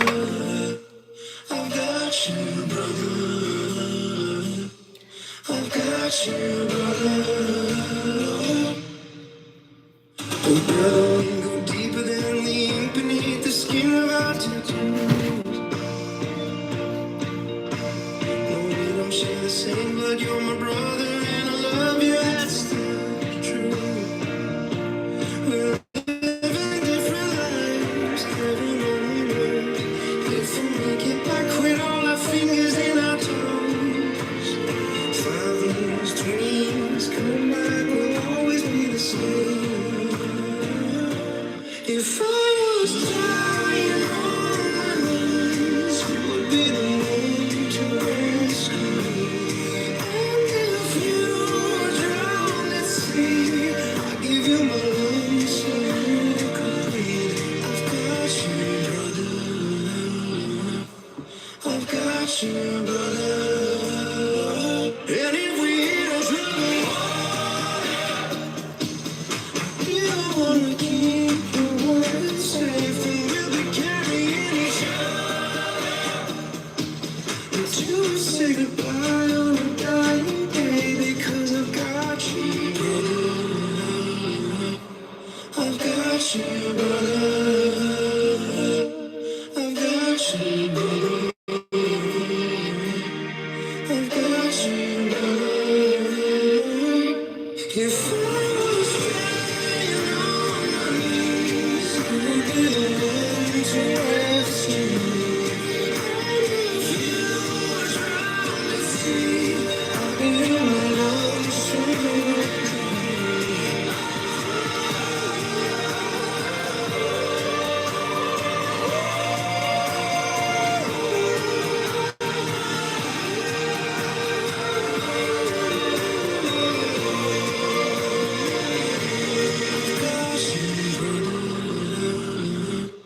I've got you, brother.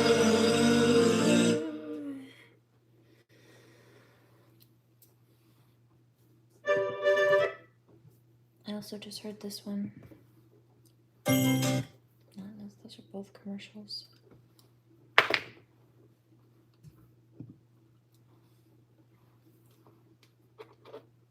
You're welcome for the extra time. Thanks for being here.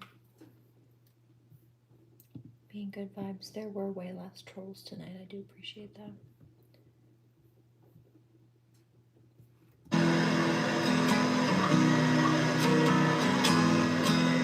Okay, this is one of my favorites. This is Sean James. It's called American Hearts. And they actually sing this inside a wolf sanctuary, and you can hear the wolves singing back with them.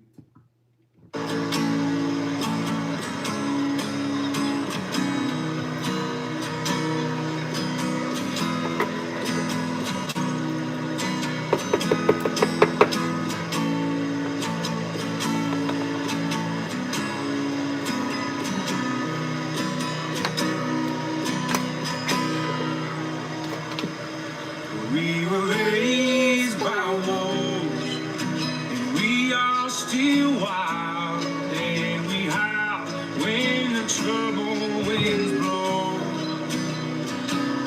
And in the TV's blue light, oh, assassins will lie if we just go down slow. So don't tread on me.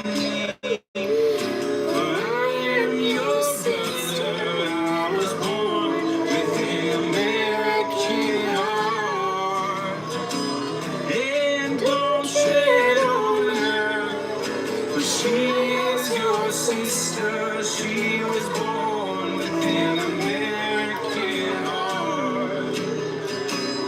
Can I open my love?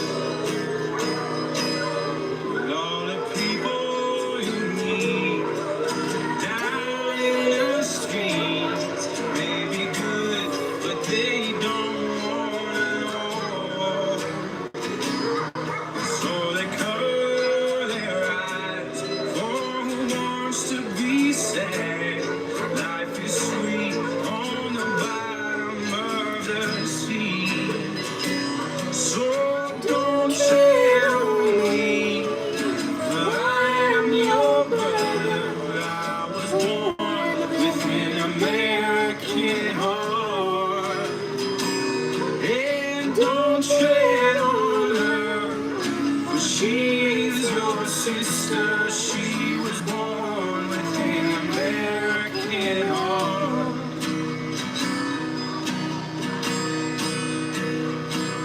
Well, all the mothers will cry, fathers stay up all night with a chill that goes to the bone.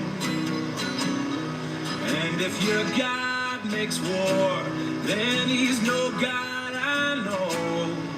For Christ would not send boys to die. So don't tread on me, for I am your brother. I was born with an American heart. And don't tread on her, for she's your sister. She was born with an American heart.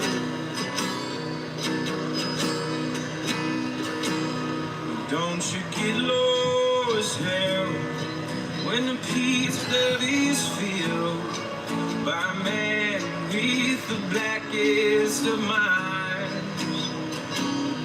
And above the den, let the sighing begin as we're bound for the longest of roads. So don't tread on me, for I am your brother. I was born with an American heart. And don't tread on her, for she's your sister. She was born with an American heart.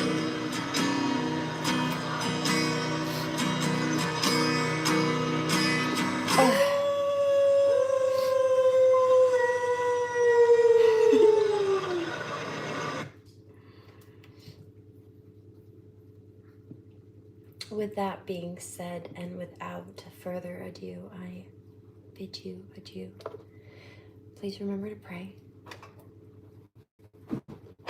22722 on the count. Do no harm, take no crap, and I will most indubitably catch you on the next one. Sweet dreams, grand rising, and one love in between.